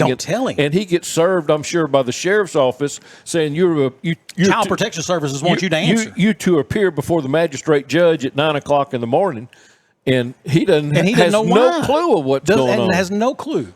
Ooh, and there's no mama involved because he's a widower. He's a widower. Which makes it doubly worse because there's no mama to kind of intervene. I mean, see, I had mamas and ex-wives and mothers and grandmothers all calling me. I said, nope.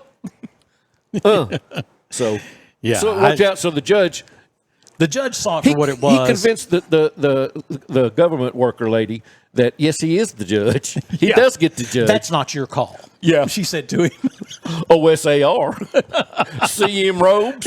Yeah, that's right. MR ducks. MR ducks. Yeah. Yeah, but, and look, we are not in any way disparaging what Child Protection Services and social workers do. Yeah. Hey, we've advocated for them for a lot of years. Obviously. But in any industry, and I don't care if it's police or social workers or DJs, you're going to have bad apples. Yeah. Okay. This obviously was someone who had not thought the consequences through. I mean, it became an ego thing. It sure sounds like it. When you tell the judge that's not your call. Yeah. That's not your call. OS it is. Yeah. So anyway. Anyway. How about a Florida man, Boomer? Yeah, I'm ready for that. Let's make something a little lighter. Let's get something a little lighter. Because what I had left of my hair, it was standing up on the back of my neck. Yeah, that's true. I don't know if this What is it with dads and daughters? Yeah, well, that's because if your son's in jail, you said, well, just hold him there because I'm fixing to come whip his butt too. Yeah, that's what my dad said. When I was 14 years old, first time I ever got arrested, and Daddy was like, "Keep him. I don't care. Yeah, I don't want him." If I noticed there was more food left this evening at the table. He's going to act like that. We don't want him here. We don't want him here. And the thing was, he did show up to get me, and I wished he hadn't. Ooh, yeah. Hey, I decided one time I was in the 6th grade, and my daddy was on a job offshore. Got sent to the principal's office. Mr. Perkins. Mr. Perkins said, "All right, boys," said, "I can either give you a whipping or I'll call your parents. What's your choice?" I said, you know what my personality type is. I said, I'll tell my parents. No, it's not what I said. I'll call your parents or I give you a whipping. I said, Mr. Perkins, I promise you, I'm going to tell my parents. I said, I'll have them call you. Well, see, I had this little thing devised in my head because Daddy wasn't home. I figured, Mama, I'd get off light with Mama. So I get home and I tell her, I said, I got sent to principal's office. For what? Well, for acting up in class. 6th grader, little smart aleck little kids. And you stink. Yeah. It's all 6th graders stink. Yeah. Yeah, and they do. So Mama says, we're going to wait till your daddy gets home. I went, oh, Lord. Should have took that whooping this morning. Because Daddy going to have 2 days of mad coming when he gets. So, man, hey, I get home when Daddy came back and I walked in the front door. And when you walk in the front door, there's a hall and bedrooms over here and kitchen right here. And then you step down to the living room. And across the back of the house was just windows. Well, Daddy was standing looking out the window, so I just see this black shape, and he hears the front door. And he turns around, pulling his belt off, coming out of them loops. And I was going, wait a minute, Daddy. Let me tell you about it. He says, tell me about it. Yeah. Lighten me up. Yeah. So sons are, Yeah. I was about 9, 10 years old, and we were at a bowling alley, of course, Daddy being a bowler. And, at that age, especially as much as we traveled, because he traveled to bowling alleys all over America every week. And you'd have little friends. And some of those dads were on tour as well, and their kids would come with them. And so you had 2 or 3 little friends that you pretty much had at every bowling alley. Yeah. Or I did anyway. And, little thugs, what y'all was. We were. And so I don't remember how, but there was this little group of girls. Now, we're not at the age where we still think girls are icky, but they're picking on us and we're picking on them. And they come out of the bathroom with some paper towels they got wet and threw at us. Oh. Well, that's a fabulous idea. Why hadn't we thought of that? I remember this kid. I don't remember his last name, but his first name was Jeff. Jeff, why didn't we think of that? Let's go get some wet paper towels. Yeah, let's do this. And so we do. And now we devise a plan because these girls would run out and see us and they'd giggle and run back in the women's restroom, right? Jeff, next time that door opens, unload, bombard. He's like, gotcha. Y'all standing at the door. Yeah, we're there. And I mean, that door opens and we unleash. On a grown woman. And we pelted her all up and down her torso with them wet paper towels. Of course, she immediately walks over here and finds a security guard, which was off-duty police. Police officer comes down. He grabs us both up. Who's your parents? Buddy Sanford. I hear him come over the speaker. Buddy Sanford, please come to the such and such. Buddy Sanford. Front desk. And so we're standing there, and cop has me by the shoulder, and Jeff is being held by the shoulder. And Daddy's walking over there, and he finally spots us. And he sees that cop has me, and he says, he unfurls that belt. He didn't ask nothing. Didn't ask question number 1. He unfurls that belt before he even got to me. Yep. And when he got there, he looked at the police officer and said, thank you. And grabbed me and whipped me all the way back up that bowling alley to where he was bowling. And he set you down in them little plastic and them little benches. plastic chairs, and that's where I had to sit. And it wasn't until on the way home he even asked what happened. You was dummied up for a long time. Let me tell you, to this day, I still get nervous around wet paper towels. I'm just saying. Or the sound of a belt. Hey, I used to tell people, I'd say, when my daddy was alive, he'd take his belt out of his pants at night to go to bed. I said, I'd still feel it in the atmosphere. I'm like, ooh, I feel so. There's a disturbance in the force. I got a cold chill run up and down my spine. All right, Florida man, here we go. Miami-Dade, Florida. Authorities in Miami-Dade say that a man has been arrested for running what they described as a highly unqualified and profoundly unsanitary veterinary practice out of his backyard shed. Earl Doc Tillman, 43, is facing multiple charges, including practicing veterinary medicine without a license, animal cruelty, and possession of an alligator without a permit, after police discovered his operation late Tuesday afternoon. According to Miami-Dade police, Tillman lured customers through Facebook marketplace ads for, quote, affordable pet care, offering neutering, vaccinations, and behavioral counseling at a fraction of the cost at a licensed clinic. His profile listed him as Dr. Paws, P-A-W-Z, DVM. Neighbors say they became suspicious after noticing odd behavior in local pets. One woman said, I knew something was wrong when my cat come back with stitches made out of pink craft yarn. Oh, no. Yes. That was Carla Ramirez who said that. Not just that, but he smelled like Axe body spray. Another resident reported her dachshund returned from a checkup with duct tape. She wanted to have the ears cut back. Duct taped on the ears and smelled like barbecue sauce. I told the vet, and he said, no, that's a special antiseptic. She said, I took the dog home, and my husband's like, why does the dog smell like barbecue sauce? And she said, that's antiseptic. He said, no, baby, that's called Sweet Baby Ray's. That's not antiseptic. He put barbecue sauce on the dog's ear. So, when officers arrived at Tillman's property, they found a shed containing a folding table, a shop vac labeled anesthesia machine, a wet dry.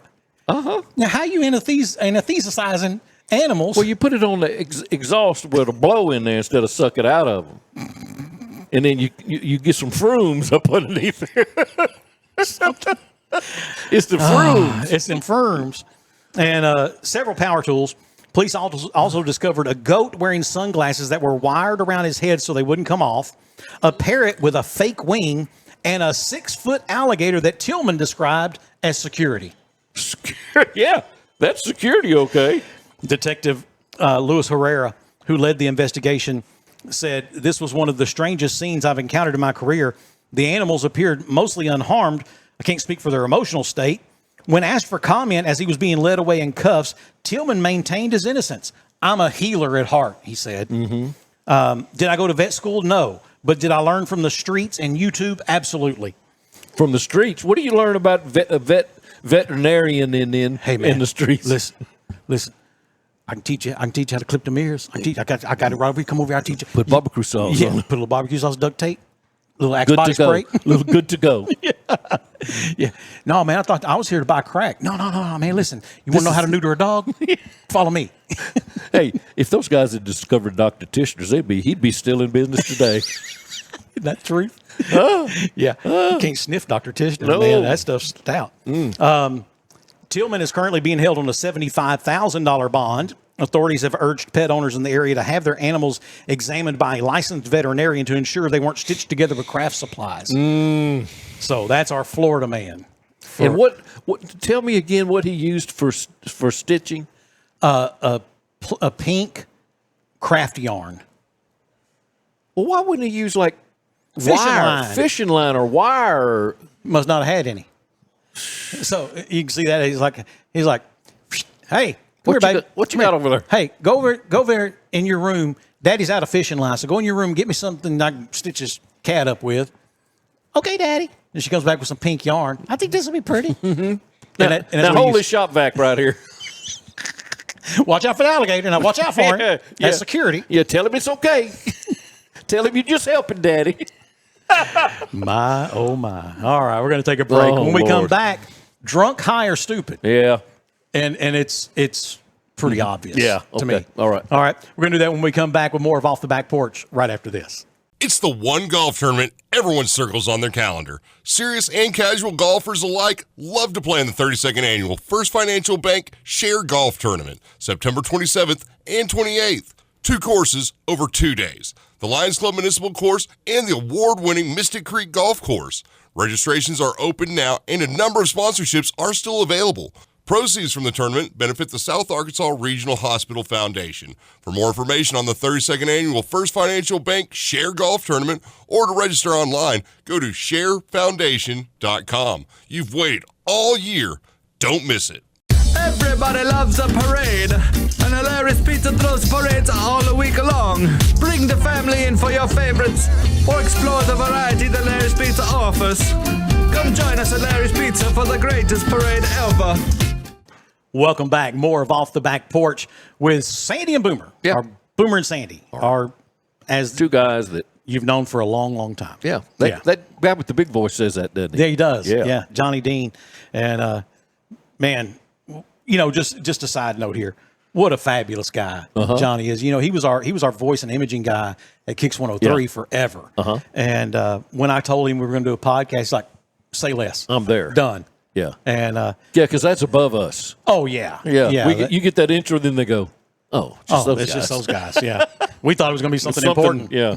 So, all right, it's time now for our favorite game. And Boomer, I don't know if you've seen it or not. We have a graphic we now use. Okay. Drunk, high, or stupid.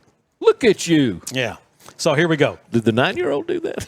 Yeah, she could have. Okay. So, Springfield, Massachusetts. What began as a pet. By the way, I'm just happy that it's not California or Florida. Yeah, somewhere up north. Yeah.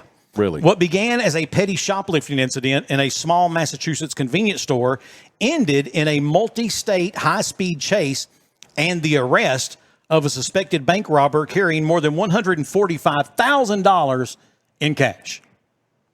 Okay.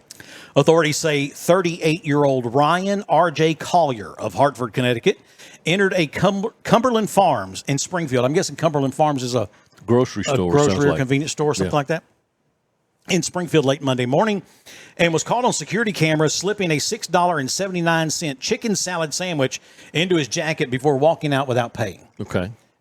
When an employee confronted him in the parking lot, Collier allegedly shoved the worker aside and sped off in a silver Honda Accord.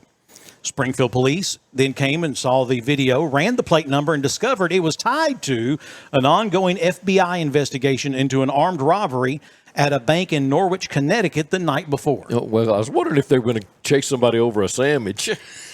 Patrol officers attempted a traffic stop near I-91 South, but Collier refused to pull over, leading to a pursuit that topped 110 miles per hour and spanned Massachusetts, Connecticut, and Rhode Island. Now, that sounds impressive. They're all right there. But they're all right there together, yeah. You can be from one to the other in a matter of minutes. And Rhode Island's about as big as Smackover, really. Yeah, right. State troopers reported that during the chase, Collier swerved erratically, at one point tossing something out of the passenger side window. The sandwich. The chase ended finally when Rhode Island State Police deployed spike strips near Exit 6 on I-95 in Warwick, blowing out the Accord's tires and forcing Collier to stop. Inside the vehicle, they found the stolen sandwich still in his wrapper. Okay. So he didn't even eat the sandwich. Yeah, he just threw it down. Yeah. A duffel bag containing $145,320 in cash. Okay, well, that's what I was wondering. Why are you stealing a sandwich? Stealing a chicken salad sandwich when you got $140K? This could have all been solved. Ooh. Also, in that duffel bag were several dye-stained bills and a black ski mask. They also recovered a half a can of Red Bull, about 3 ounces of marijuana, a stuffed toy panda bear. He's getting conflicting stories. A Taurus 38 caliber revolver, 22 Android phones. Told you, Android users are weird. 22? Yeah. What? What's up with that? Don't know. And a freshly opened bottle of Smirnoff vodka. Quote, I've been in law enforcement for 22 years, and I've never seen a major bank robbery case come to a head over a chicken salad sandwich, said Springfield Police Lieutenant Amanda Castillo. But here we are. Collier, who allegedly told officers he was celebrating early before being tackled to the ground, is being held without bail on multiple felony charges, including armed robbery, interstate flight, DWI, and shoplifting. Authorities confirmed that the sandwich has been placed into evidence, although one officer noted probably wasn't worth all the trouble. Yep. So, Boomer, here's the question. Yeah. Mr. Hang Ryan. on a minute. Let me ask you. What is the name of this segment here? Drunk, high, or stupid. There you go. He was all those. He was all those. I agree. You don't even have to ask the question. I agree with you. By the way, the something they found flying out the window. What was that? A bottle of Fireball whiskey. But he left the Smirnoff whatever in there. Yeah, and which why? explains a half of a Red Bull.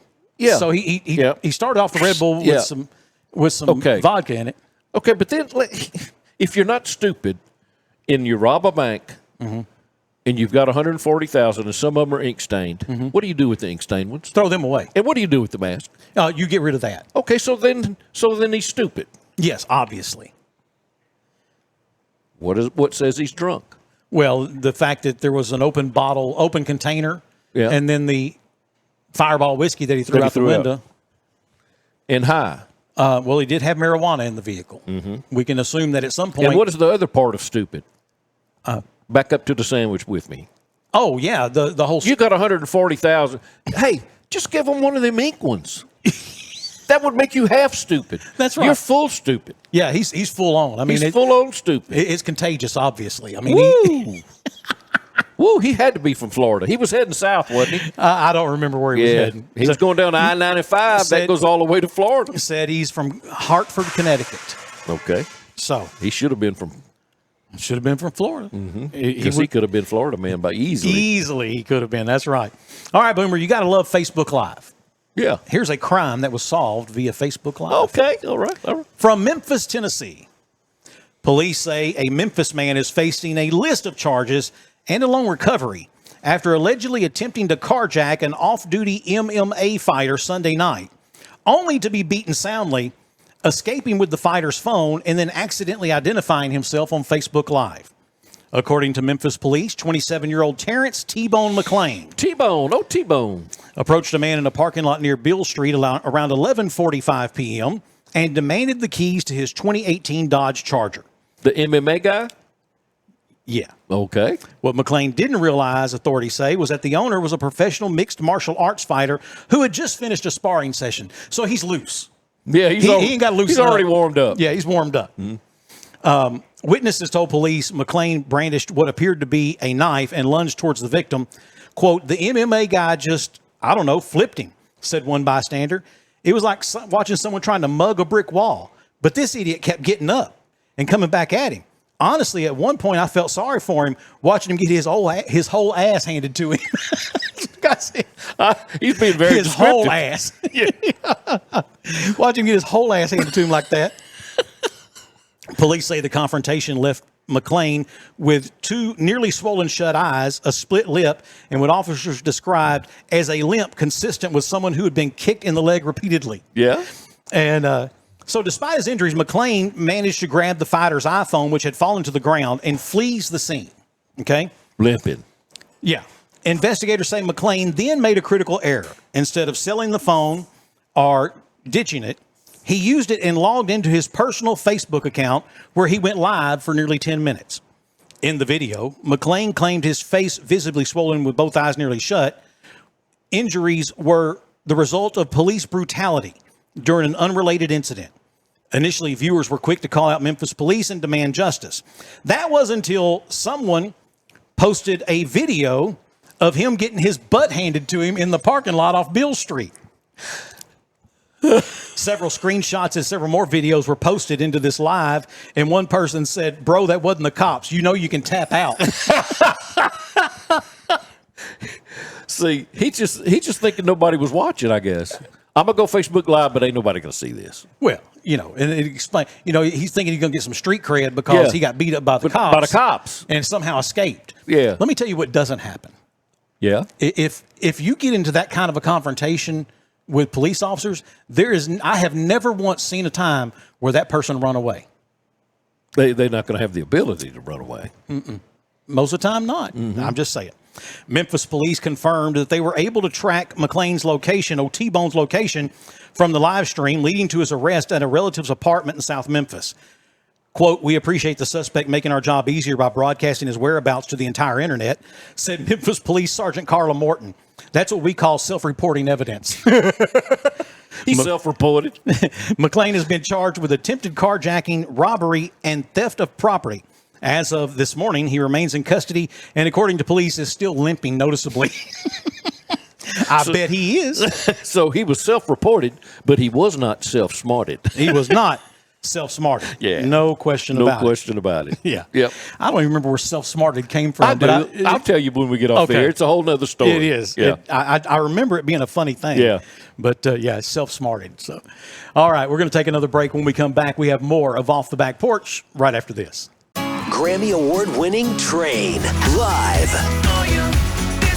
August 27th, the Mad Amphitheater in El Dorado, Arkansas. Train with special guest Edwin McClain.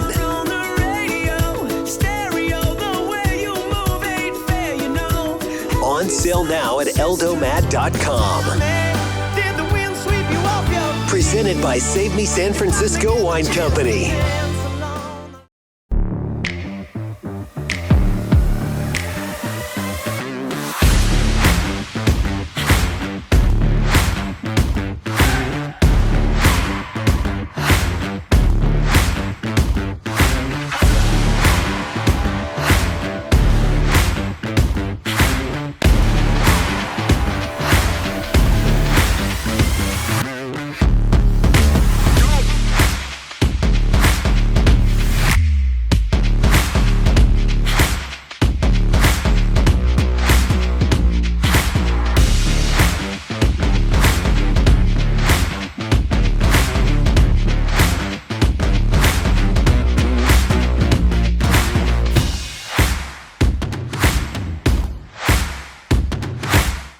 Did you know that if your home air conditioning unit is already running and you turn the thermostat down to try to make it cooler in the house, you could be doing more harm than good? This is why you call Dyson Service Company the experts of home comfort solutions. That's another way of saying Dyson Service Company helps make your home a place of comfort and relaxation. Call Dyson Service Company today, 862-0409. Welcome back for more of Off the Back Porch with Sandy and Boomer, here from our favorite place, Main Street Pizza. Yep. Downtown El Dorado, Arkansas, where the pizza's always right every single time. That one we had today was good, man. It was banging. And I don't know why, but just today's really seemed to hit the spot like none other. And you know what? I got home late and I ate dinner. It was like 1-something when I got through eating dinner, and Martha had cooked pork chops and broccoli rice casserole and had a big supper last night. So I was thinking about that coming back into town this morning, and I said, "Boy, I'm gonna eat. I can't give up on that pork chops, but that pizza's gonna be there too." Yeah. So I kind of double dipped. Yeah, you know, my house today, there's a lot of first and lasts at my house. So, last day is first day for the Munchkin. It is her last first day of high school. Day, yeah. For His Royal Highness, it's his first day of school. Mm-hmm. Did y'all take a little picture of it? Oh, yeah. The princess, it is her last first day of elementary school. Let's see, for Cam. She's in 6th grade? 4th. Oh, 4th. Goes to middle school. Goes to middle school next, yeah. Then Cam, it's his first day as a teacher. Yeah, yeah. And, of course, Micah, she's about to have her last first day of law school. Uh-huh. And then Jax is just being good like I wanted. What are you doing? Being good like you told me to, like Daddy. You wanted, Daddy. So, yeah. So it's been a crazy day at our house, and I think I went to bed about 4:20 this morning, 4:30, something like that, and 6:30 I was wide. What were you doing? Just can't sleep. Couldn't sleep? Yeah, you know, it's the age. It happens. It happens. It happens. It's a real deal. So, for those of you out there who do enjoy a full night's sleep, get it while you can. Get it over. Get it while you can. Mm-hmm. All right, Boomer. Last week we talked about some real Amazon reviews, and they were crazy. I mean, the woman who was a mountain witch and grown talons instead of toenails or whatever. Yeah. Okay. Who was that guy in the Bible that had feathers on him? And then King Nebuchadnezzar. Was it Nebuchadnezzar? I think so. Had him eating out of the field with hay, eating hay. So anyway, he turned into a bird man. Y'all remember that bird man? Y'all know who I'm talking about. You know. Yeah, we know. We ain't going to say it out loud. He's right there. Oh, hey, Neb. Yeah. All right, more real Amazon reviews. Okay. This is on a survival shovel. A what? Survival shovel. What is that? I know a shovel. I guess one of those fold-up ones, maybe. Okay, You know? survival shovel. Oh, easy for you to say. 5 stars. That's loud. Okay. 5 stars. Quote, buried more than just my problems. Okay. Bought this for camping. Ended up using it to bury my ex's Xbox in the woods. Okay. Feel sturdy. Buried her ex's Xbox in the woods. And what is it? Huh? What? No explanation? Just he'll never get that Xbox back. Oh, yeah, I know that. That's done. Let's see. Motion sensor light, 2 stars. Okay. Now I know too much. This thing works fine, but it keeps going off at 3 a.m. And I mean 3 a.m. exactly. In my garage, which is enclosed. I check, and there's nothing there. So either ghosts are real, or I'm about to be the subject on a true crime podcast. Yeah. That's a pretty good review. Yeah. Yeah. Life-size cardboard cutout of James Gandolfini. Tony Soprano. Soprano. Yeah. 5 stars. I put him at my front door. Salespeople have stopped approaching. Children now cross the street. One guy the other day saluted him. Best $39 I've ever spent. That is good. That's a good review. Fake security camera. Okay. 3 stars.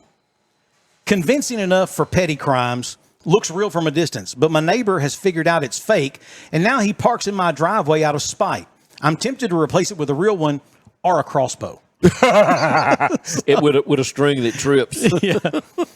Let's see. 5 stars for glow-in-the-dark duct tape. Yeah. Okay. I used this to mark a trail in the woods. Didn't think the cops would follow it to my experimental growing farm, if you know what I'm saying. Got to get a new location and not use the tape this time. Oh, my word. So you see this guy, he's walking through the woods, kind of being real quiet, not stepping on twigs, not disturbing wildlife, on his way out to his experimental grow farm. And he gets up around this corner, he's like, ooh, how did police find this place? Well, they followed that glow-in-the-dark duct tape. That's how they found it. They make little like thumbtacks that are glow-in-the-dark. And so people all over where we hunt and everything, we'll put them up to mark their way. And so we take them all down. When we go, I said, if they need these to get to where we're going, well, then they can't get there without them. They don't need to be where we're going. So we'll take them down. I said, so one time I said, let's just reroute them. That's hilarious. So we stick them on, and make them go around. So we're already over here. And so we hear, well, this ain't where we're supposed to be. We hear them over there hollering. I said, okay. They're going to figure it out after it comes daylight. They're going to.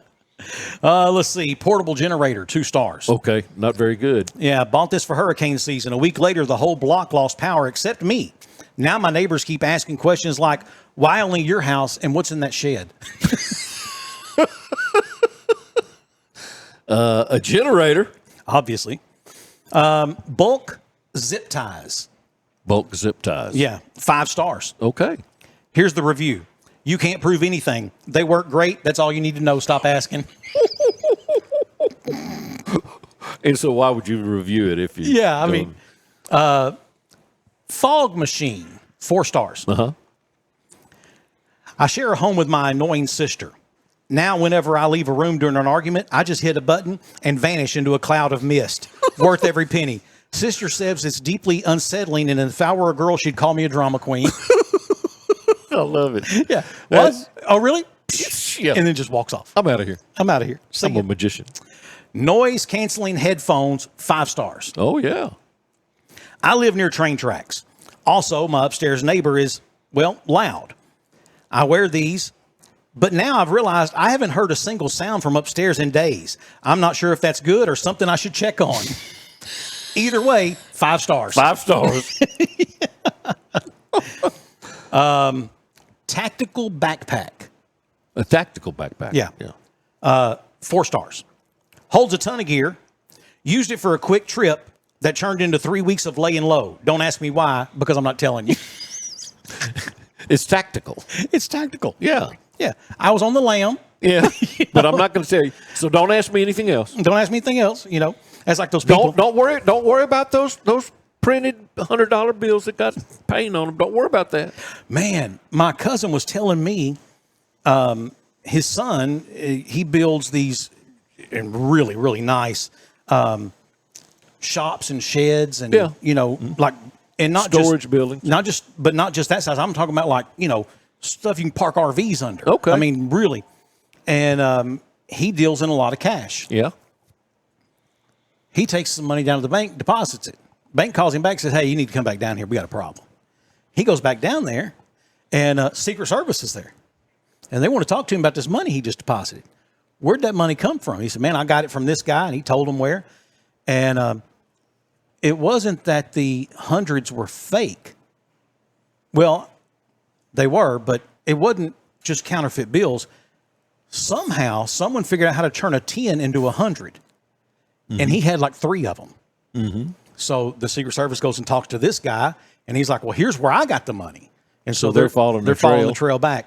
And he did not have to give up the $300 either, which I thought was amazing because most of the time when you do that, you're just out that money. Yeah, you know? yes. But how do you... Buyer beware. Man, if you have the kind of ingenuity to turn a 10 into 100... Why do 3 of them? Come see me.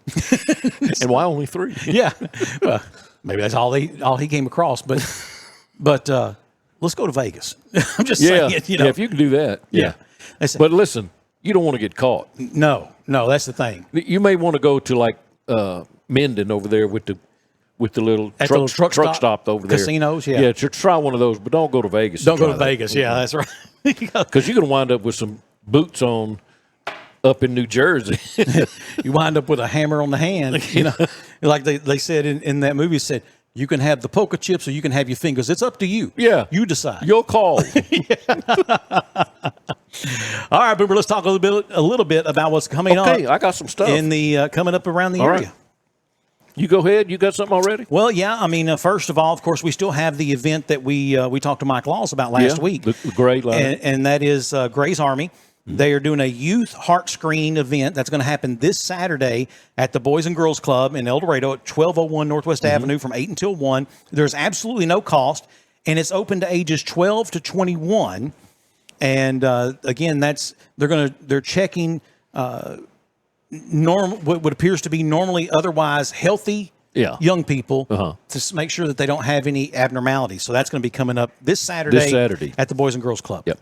On August the 19th, on Tuesday at 8 o'clock, South Arkansas University Alumni Association wants you to save the date, Tuesday, August the 19th, for SAU Blue and Gold Day for new incoming students. Okay. That's a good thing to have. That is a good thing, yeah. Yep. And then all the things we have going on at MAD, and I'm talking the Avett brothers that were coming pretty soon. August 23rd. August the 23rd, and then Train. And I'm not going to be here. You're not going to be here for Train? I'm not for Avett. For the Avett brothers? Yeah, oh man! And I missed that. And then on October 2nd, who's coming, Sandy? Ashley McBride. Ashley McBride's going to be here. That's going to be great. That's going to be great. It's coming up September 4th at Madhouse 101, the Mad Hatter's Dueling Pianos, which if you've never seen the dueling pianos, it is awesome. During the ABA, I'm sorry I interrupted. Yeah. During the ABA years ago, David Fort and I went down to one of the clubs, and the dueling pianos were there. Yeah. And that was cool, man. That was. Yeah. Let's see. Also coming up September 27th and 28th, it is the First Financial Bank Share Golf Tournament. You playing this year? Yes. Yes, I am. Who are you going to play with? Mike Poor. Oh, it's Poor Boy coming? Yeah. Mike Poor is going to be my partner. Okay. And we need somebody to carry. Somebody to carry me. Poor can hit it straight. Yeah, he can hit it straight. And anyways, that's coming up. 2 courses over 2 days, Lions Club Municipal Golf Course and Mystic Creek Golf Course. And, of course, the Share Foundation, so many fabulous things they do with that money they raise. For more information, sharefoundation.com. Great tournament. 30-something years now, 33. 32 or 33, yeah. Trains with Edwin McClain on the 27th at MAD. That's going to be, that's going to be a great show. Yeah. And Fruscia said, well, I don't know what do they sing? I said, you'll recognize them. Immediately. Yeah, you'll recognize them. AC/DC Tribute Band on the 5th of September at MAD, okay? And then on the 13th, Caden Wilson at MAD 101. Now, listen, Caden Wilson, He's from Halton. Yeah. Okay. Let me tell you something. That kid's got it. That's what I've heard. He's got the goods. Okay. I went and listened to some of his stuff. He is very smooth, man. I saw where someone wrote online, his voice is as smooth as an Alabama Gulf Coast rain. Yeah. And I was like, you know what? That makes perfect sense. That makes sense. Yeah, those long rains. Long, slow rains like that. But he does. Mm-hmm. He has a fabulous voice. Yep. Blackstrap at Mad 101 on the 19th. September 19th. September 19th. Now, have you ever listened to Blackstrap?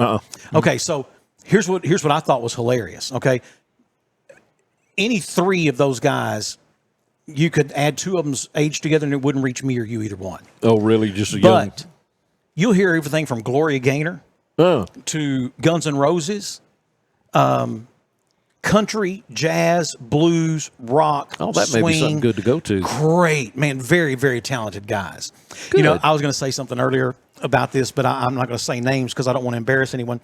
Years and years ago, when I lived at the house that had the in-ground pool, which you remember, I'm having this shindig at the pool for all of my employees and some of our clients. And, you know, back then I didn't partake of alcoholic beverages, but I bought tons and filled up these coolers. I hired there was a young man that worked for us at the radio station, and he had a little band. Now they were high school kids, okay? And I hired them to come play. So we have the pool; it's full of people. Have all this beer and wine and all that stuff, and everybody's out there. Employees are out there. Kids. I mean, it's just a grand time. We're having a blast. A little boy that was in high school that worked for me, they take a break at one point and said, Mr. Sandy, can I get me one of them beers? And I was like, tell you what, let me call your mom real quick, and I can ask her to see what she. No, it's okay. Never mind then. Never mind. I think they ended up taking some of them anyway when wasn't no one looking, but yeah. You think? Yeah. But those kids, I mean, we're talking about 16, 17-year-old kids. When they started playing All Along the Watchtower. Oh, really? I was like, come on, man. Now, seriously? You know, yeah. Now, and here's my thing. I'm like this about a lot of music. If you tell me, well, I'm going to sing Marvin Gaye, you better bring it. Okay. Yeah. Don't come in here. Don't come in here missing keys and don't do that. Wrong changes and right. Yeah. If you tell me I'm going to sing Sinatra, okay, you better sing Sinatra. And if you tell me I'm going to play Hendrix, somebody better be. I don't want to hear you missing a slide. You know, somebody better be good on the guitar. Right. You know. Yeah. And so how'd it go? Man, they were great. Those kids were fat. It blew me away. I'm sorry, I missed that. 16-year-old kids. I don't think you were an employee. Yeah, yet. no, I wasn't. I'm pretty sure I wasn't. So, but that had to be just weeks before you were. But maybe that's when I cut the grass for that party. It may have been. It may have been. But man, anytime though, you know, you can't see these young kids and they're playing like Born on the Bayou. You know, I'm like, man. First of all, you had to learn that song. Yeah. Because, you know, you didn't just grow up listening to it. Yeah. You had to learn it. Yeah. And you had to master it. Because, again, if you're going to play CCR, I don't want to hear Three Dog Night. Okay? Refresh my memory. And you'll know his name, and I've lost his name. From here, was on American Idol. Young black man. Bryant. LeBryant Crew. He sang at mine and Casey's wedding. Did he? Yes. Well, I was there. I don't remember that. Yeah. He sang "Let's Stay Together." Yeah. By my pastor, the Right Reverend Al Green. But he had a band that he was singing with. That they were a band, and they just let him. I mean, they featured him. Yeah. They were good. Were they? Ooh, man! There was a cat that played the keys, and he was excellent. And I was just really, really I always impressed. liked Windstorm. You remember Windstorm that used to come? So when we used to put on the summer concert series, one year, because that was one of the complaints was, well, you have rock and roll. Yeah. Because we'd have Chris Loggins, who is superbly talented. I love Chris. We had Flint Thompson, who was, you know, high up in country music. We had Pale. We had the Space Cadet. We had the It Never Rains in Southern California guys. You know, but someone said, why don't you do anything more geared towards those of us who like R&B? You know what? You're right. So we got Windstorm. Man, I loved Windstorm. I'll be. They were good. They were really good. They did justice.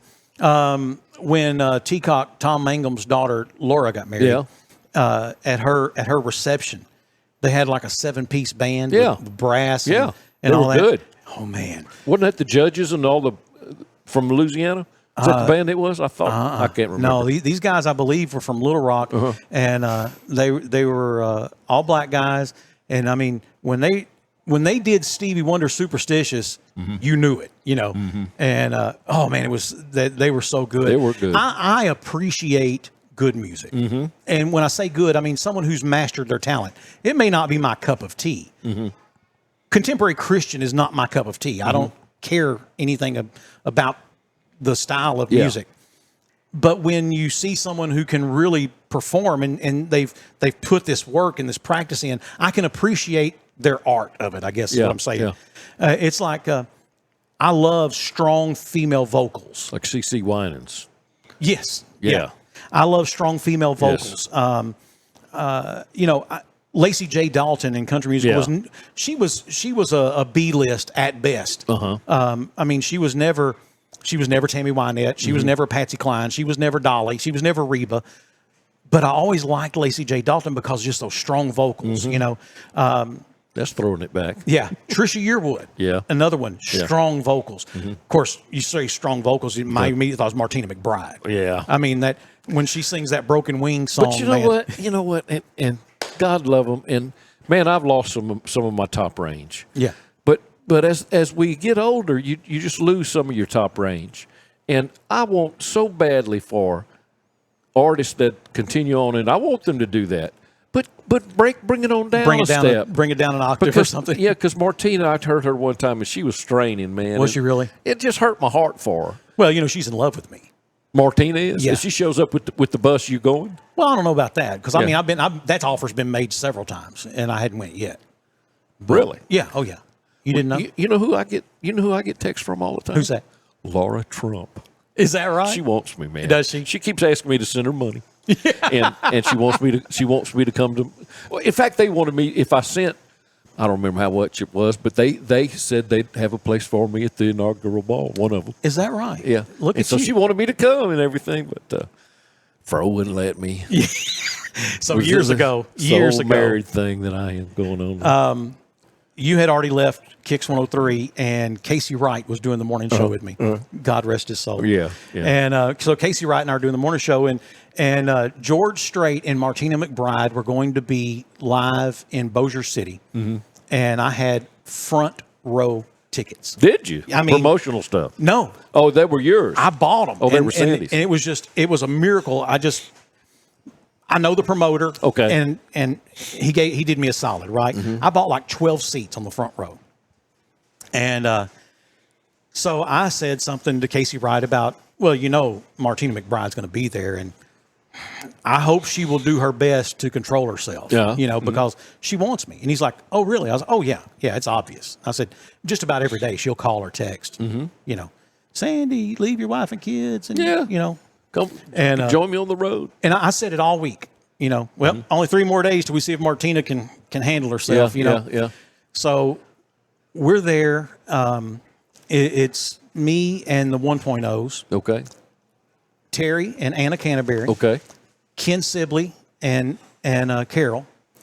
And may have been a couple others, but we're waiting for the doors aren't even open yet. Finally, they open the doors. It's 2 hours before the show. We go in, we take our spot right there on the front row. There's a security guy standing there, and we start talking. He said, wait a minute, are you Sandy Sanford? And I was like, yeah. And he said, dude, I listen to y'all all the time. He said, so my real job, he said, I live in Minden. Or no, he said, I deliver like stuff to make picture frames with. Okay. To a couple of places here in El Dorado. He said, every Tuesday and every Thursday I drive to El Dorado, and about the time I get to Minden, I flip over to Kicks 103 and listen to y'all. He said, and I heard you talking about, you know, Martina, you know, being in love with you and all this. How funny. And he said, so my job starting Friday night was when they got here, I was her husband. I am her husband's bodyguard. Okay. And he said, so, you know, he's on the bus now, so I'm just standing here. And he said, but I'm going to go tell her you're here. And I was like, okay. I think this guy's yanking my chain. Yeah. He takes off. He comes back about 30 minutes later. He said, got you. I'm like, okay. When Martina McBride walks on stage, tell me. she stops. She stops right at the corner of the stage, my hand held high. She looks down at me and just goes, and blows me a kiss. I said, I tried to tell y'all. Yeah. Didn't I try to tell y'all? I've been telling y'all. Y'all ain't been listening. And then he was telling me about her husband. Said, man, he's a great dude, but he smokes a lot of weed. Oh, he told me. He said, he's a great guy, but he smokes a lot of weed. He said, so when I'm telling them, he said, we were all eating dinner together last night. I'm telling them about this guy that I've been listening to on the radio, and they are guffawing. They think it's the greatest thing ever. Yeah. And because you pulled this off on all your people. Yeah. And said, so now that they know you're here, I'm going to tell her where you're sitting. And so she has a song called Teenage Daughters. Okay. And at one point, chokes me up. She stops on stage and she points at my oldest, at Micah. Yeah. And she's like, stand there together. And she sang that song to you and to us. Oh, yeah, man, it was awesome. How cool it is was that? Awesome. Yeah. And of course, again, I'm standing there looking at the whole. This place has got 12,000 people in it or whatever. Worth the price of admission for sure. And I'm like, I tried to tell y'all. I've been trying to tell everybody. And nobody's been believing me. Nobody's been telling listening. everybody. So that was That's fun. a great story. You've never cool. told me that. I'm sorry. Is that a true story? It is absolutely 100% Your handheld true. up? My handheld eye, yes. I'll be. We get my oldest on the phone right now. Well, I believe if you say it's the truth. She It could very well be the truth. It could very well be. That's right. If it's not, it could be. It could happen. So, yeah, that was great. Of course, then George comes out and this was his farewell tour. Yeah. The Cowboy Rides Away tour. Uh-huh. And I didn't care where George was going to be. I wanted to catch that tour. Yeah. And I've probably only seen him in concert 11 times. Yeah. But how many artists can sing all their number ones and never get to the end of them in a whole concert? In a whole concert, that's right. He's got like 53. Yeah, some astronomical number. And how do you do that? When he passed Conway Twitty. So I guess Conway had 50 number one hits. Yeah.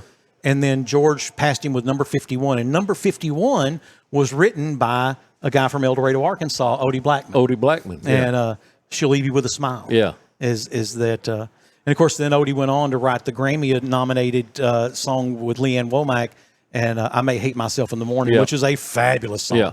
Didn't win that year, lost to...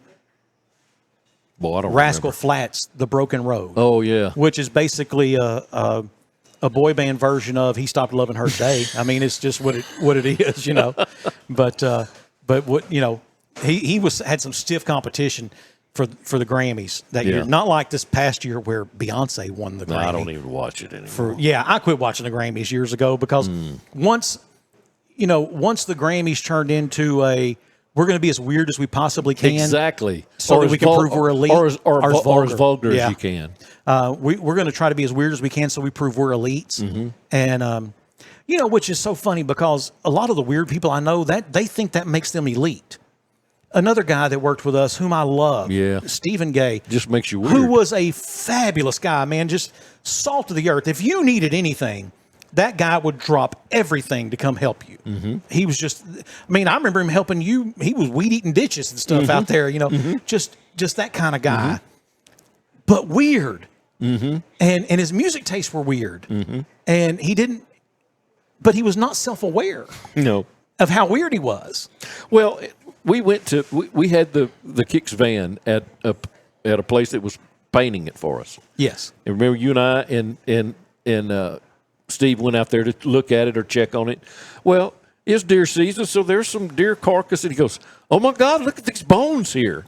It's deer bones. He goes, is that okay? I went, oh, yeah, man, it's deer season. I mean, it's okay. We're out in the country. I'm sure they cleaned a deer back there somewhere, and that's just – he goes, oh, my God, they didn't bury him or anything? I said, no. Well, you also remember he nearly had a conniption when we had Charlie Daniels come. Oh, yeah. Were there Confederate flags? Yeah, he didn't come. He didn't come. He didn't want to be caught He didn't want to downtown. be anywhere near it. But, were there Confederate flags? I forgot about that. Yeah, he was, Oh, my Lord. I love that guy. I loved that guy. And to me, it was a tragic loss. Because we've had several of the people we have. worked with Rodney Wimberly. Rodney Wimberly. Now listen, I'll say this about Rodney. And there was a time where he and I were going to the same church together. And I was talking to our pastor one day, and our pastor said, "It takes a lot of grace to be Rodney's pastor." and he wasn't saying that in a disparaging way. No. He was just, Rodney was who Rodney was. And that was the thing is, you didn't have to wonder where he stood. On stuff. He was just, that's who he was. City council cringed every time he stood up. Every time he stood up. And he with the fervor of a Pentecostal evangelist would dress them down in a city council meeting. Yeah. And I remember the first time I ever went to a city council meeting, and he stood up and gave his address and, started lit in on them. And I mean, he's hammering the podium and shaking his finger. And I was like, wow, this guy is intense. Yeah. He's an advocate for sure. He was. And, but Rodney, like I said, Patrick Thomas, man, that was, Patrick was one of those guys, Troy, that he would be the first to tell you he was never in the top 3 most talented DJs in the building. He was just smooth, boy. He was smooth. But his work ethic was second to none. Yeah.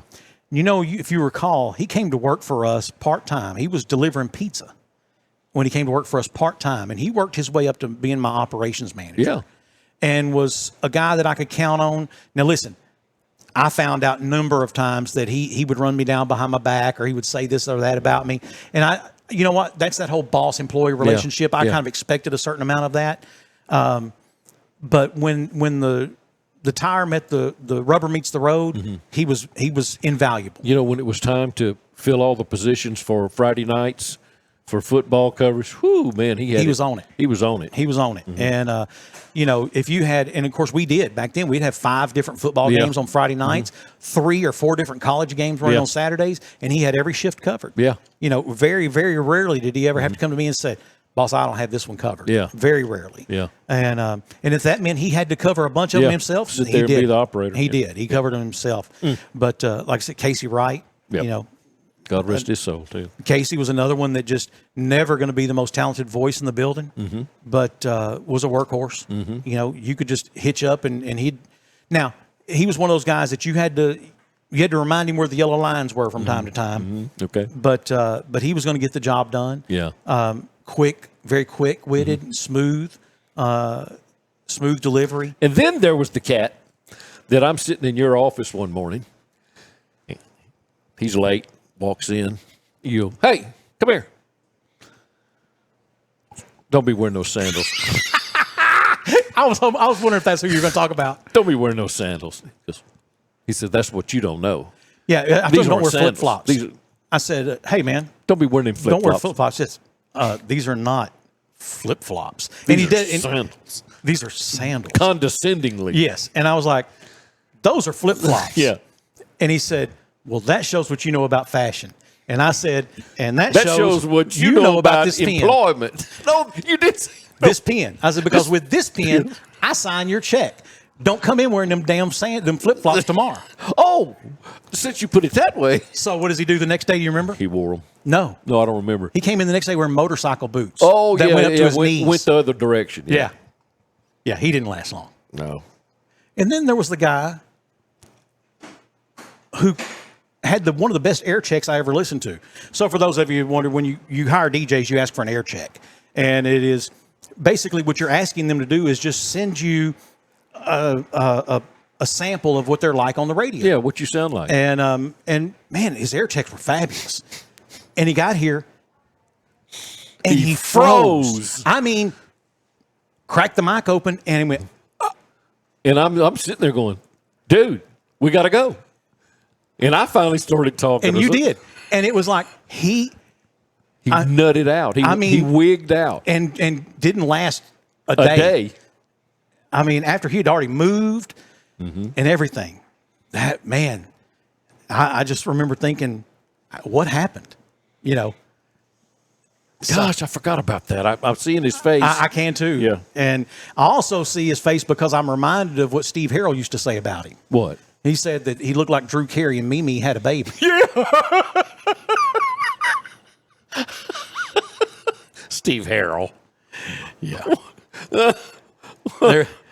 There was another guy, I will not say his name, very talented, smart, man, quick. DJ? Yeah. Okay. Could not back time into Paul Harvey to save his life. So, again, we're talking inside baseball here, but back time is if you know you have an event that happens at 7:30. A hard stop. A hard stop that happens at 7:30.00. Yeah. You know you have to be stopped and let that thing happen play. at 7:30 on the dot. It not 1 second later, not 1 second before, 7:30 on the dot. So you may not have to find a song that's 2 minutes and 39 seconds. Yes. Or when your song ends, you may have to fill 15 or 16 seconds. Yeah. You're listening to Kicks 103. Yeah, temperature outside is blah, blah, blah, expecting a high today of this and blah, blah, blah, blah, blah. Here's Paul Harvey.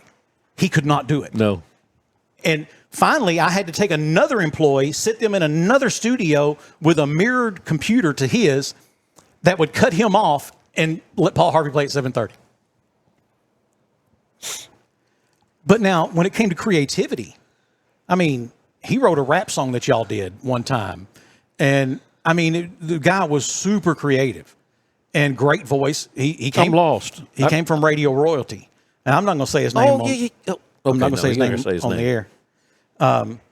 But obviously, he had a dependency problem. And so that kind of interfered, too. Yeah. But today is That's clean. right. Yeah, today he's clean, still on the air, and he's still doing radio, and he's nationally known. How about the guy that came and was your sales manager, and you had to fire him, and he's a bigwig now?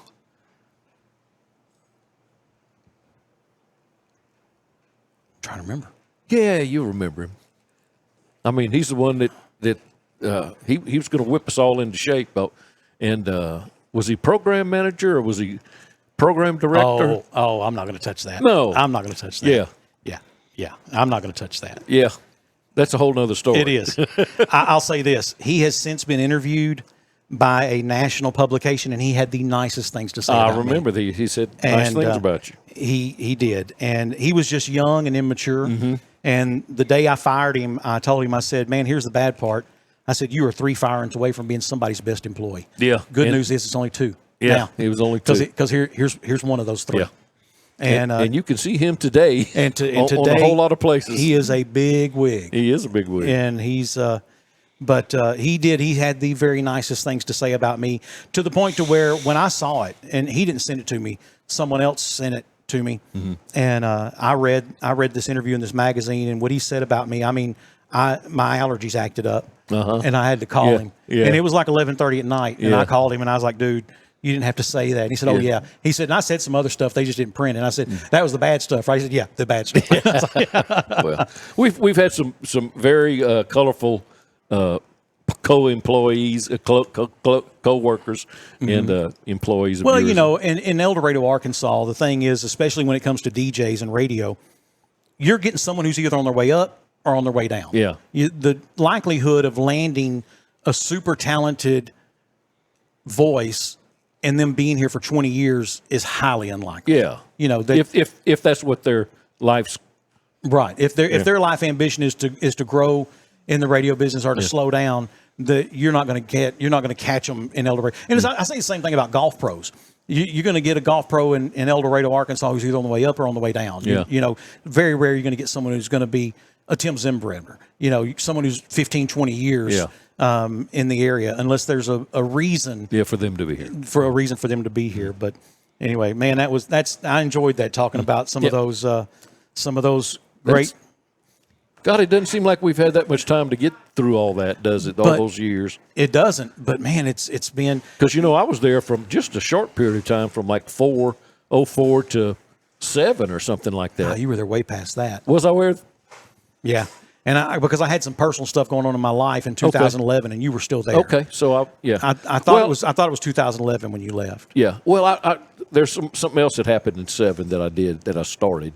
But I continued with the radio station. Yeah, that's right. But I'm sitting here thinking about some of those guys.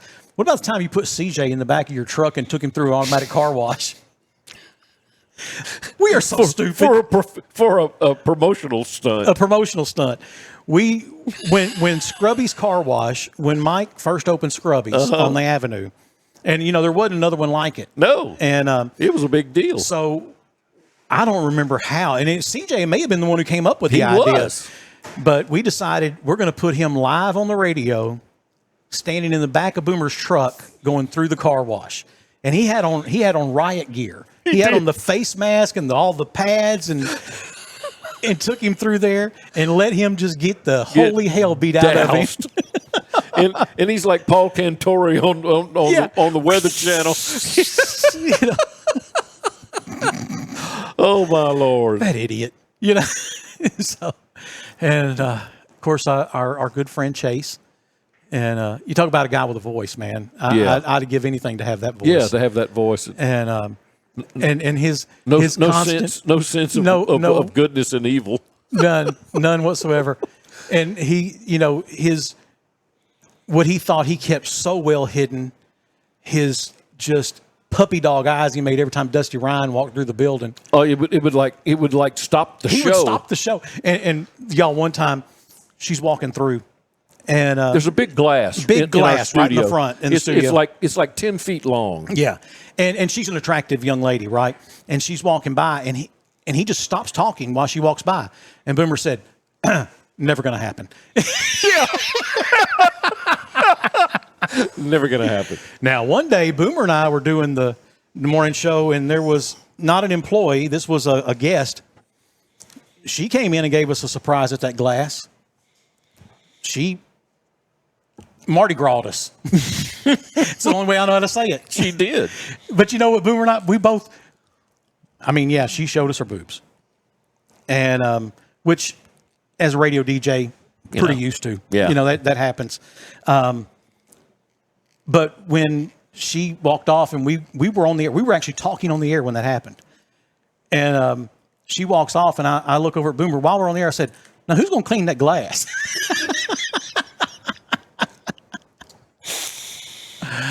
Oh, my goodness. I hope she ain't listening. Yeah, well. I hope she doesn't watch this podcast. She probably don't remember doing that. No, I bet she does. Well, we didn't say who it was. Well, I know we didn't, but if she knows who she is. If her daddy had known. That would have been the end of that. Anyway. That's enough. That's enough inside enough stuff. of that. Hey, thank y'all so much. We really do appreciate you being here. Until next week, God bless.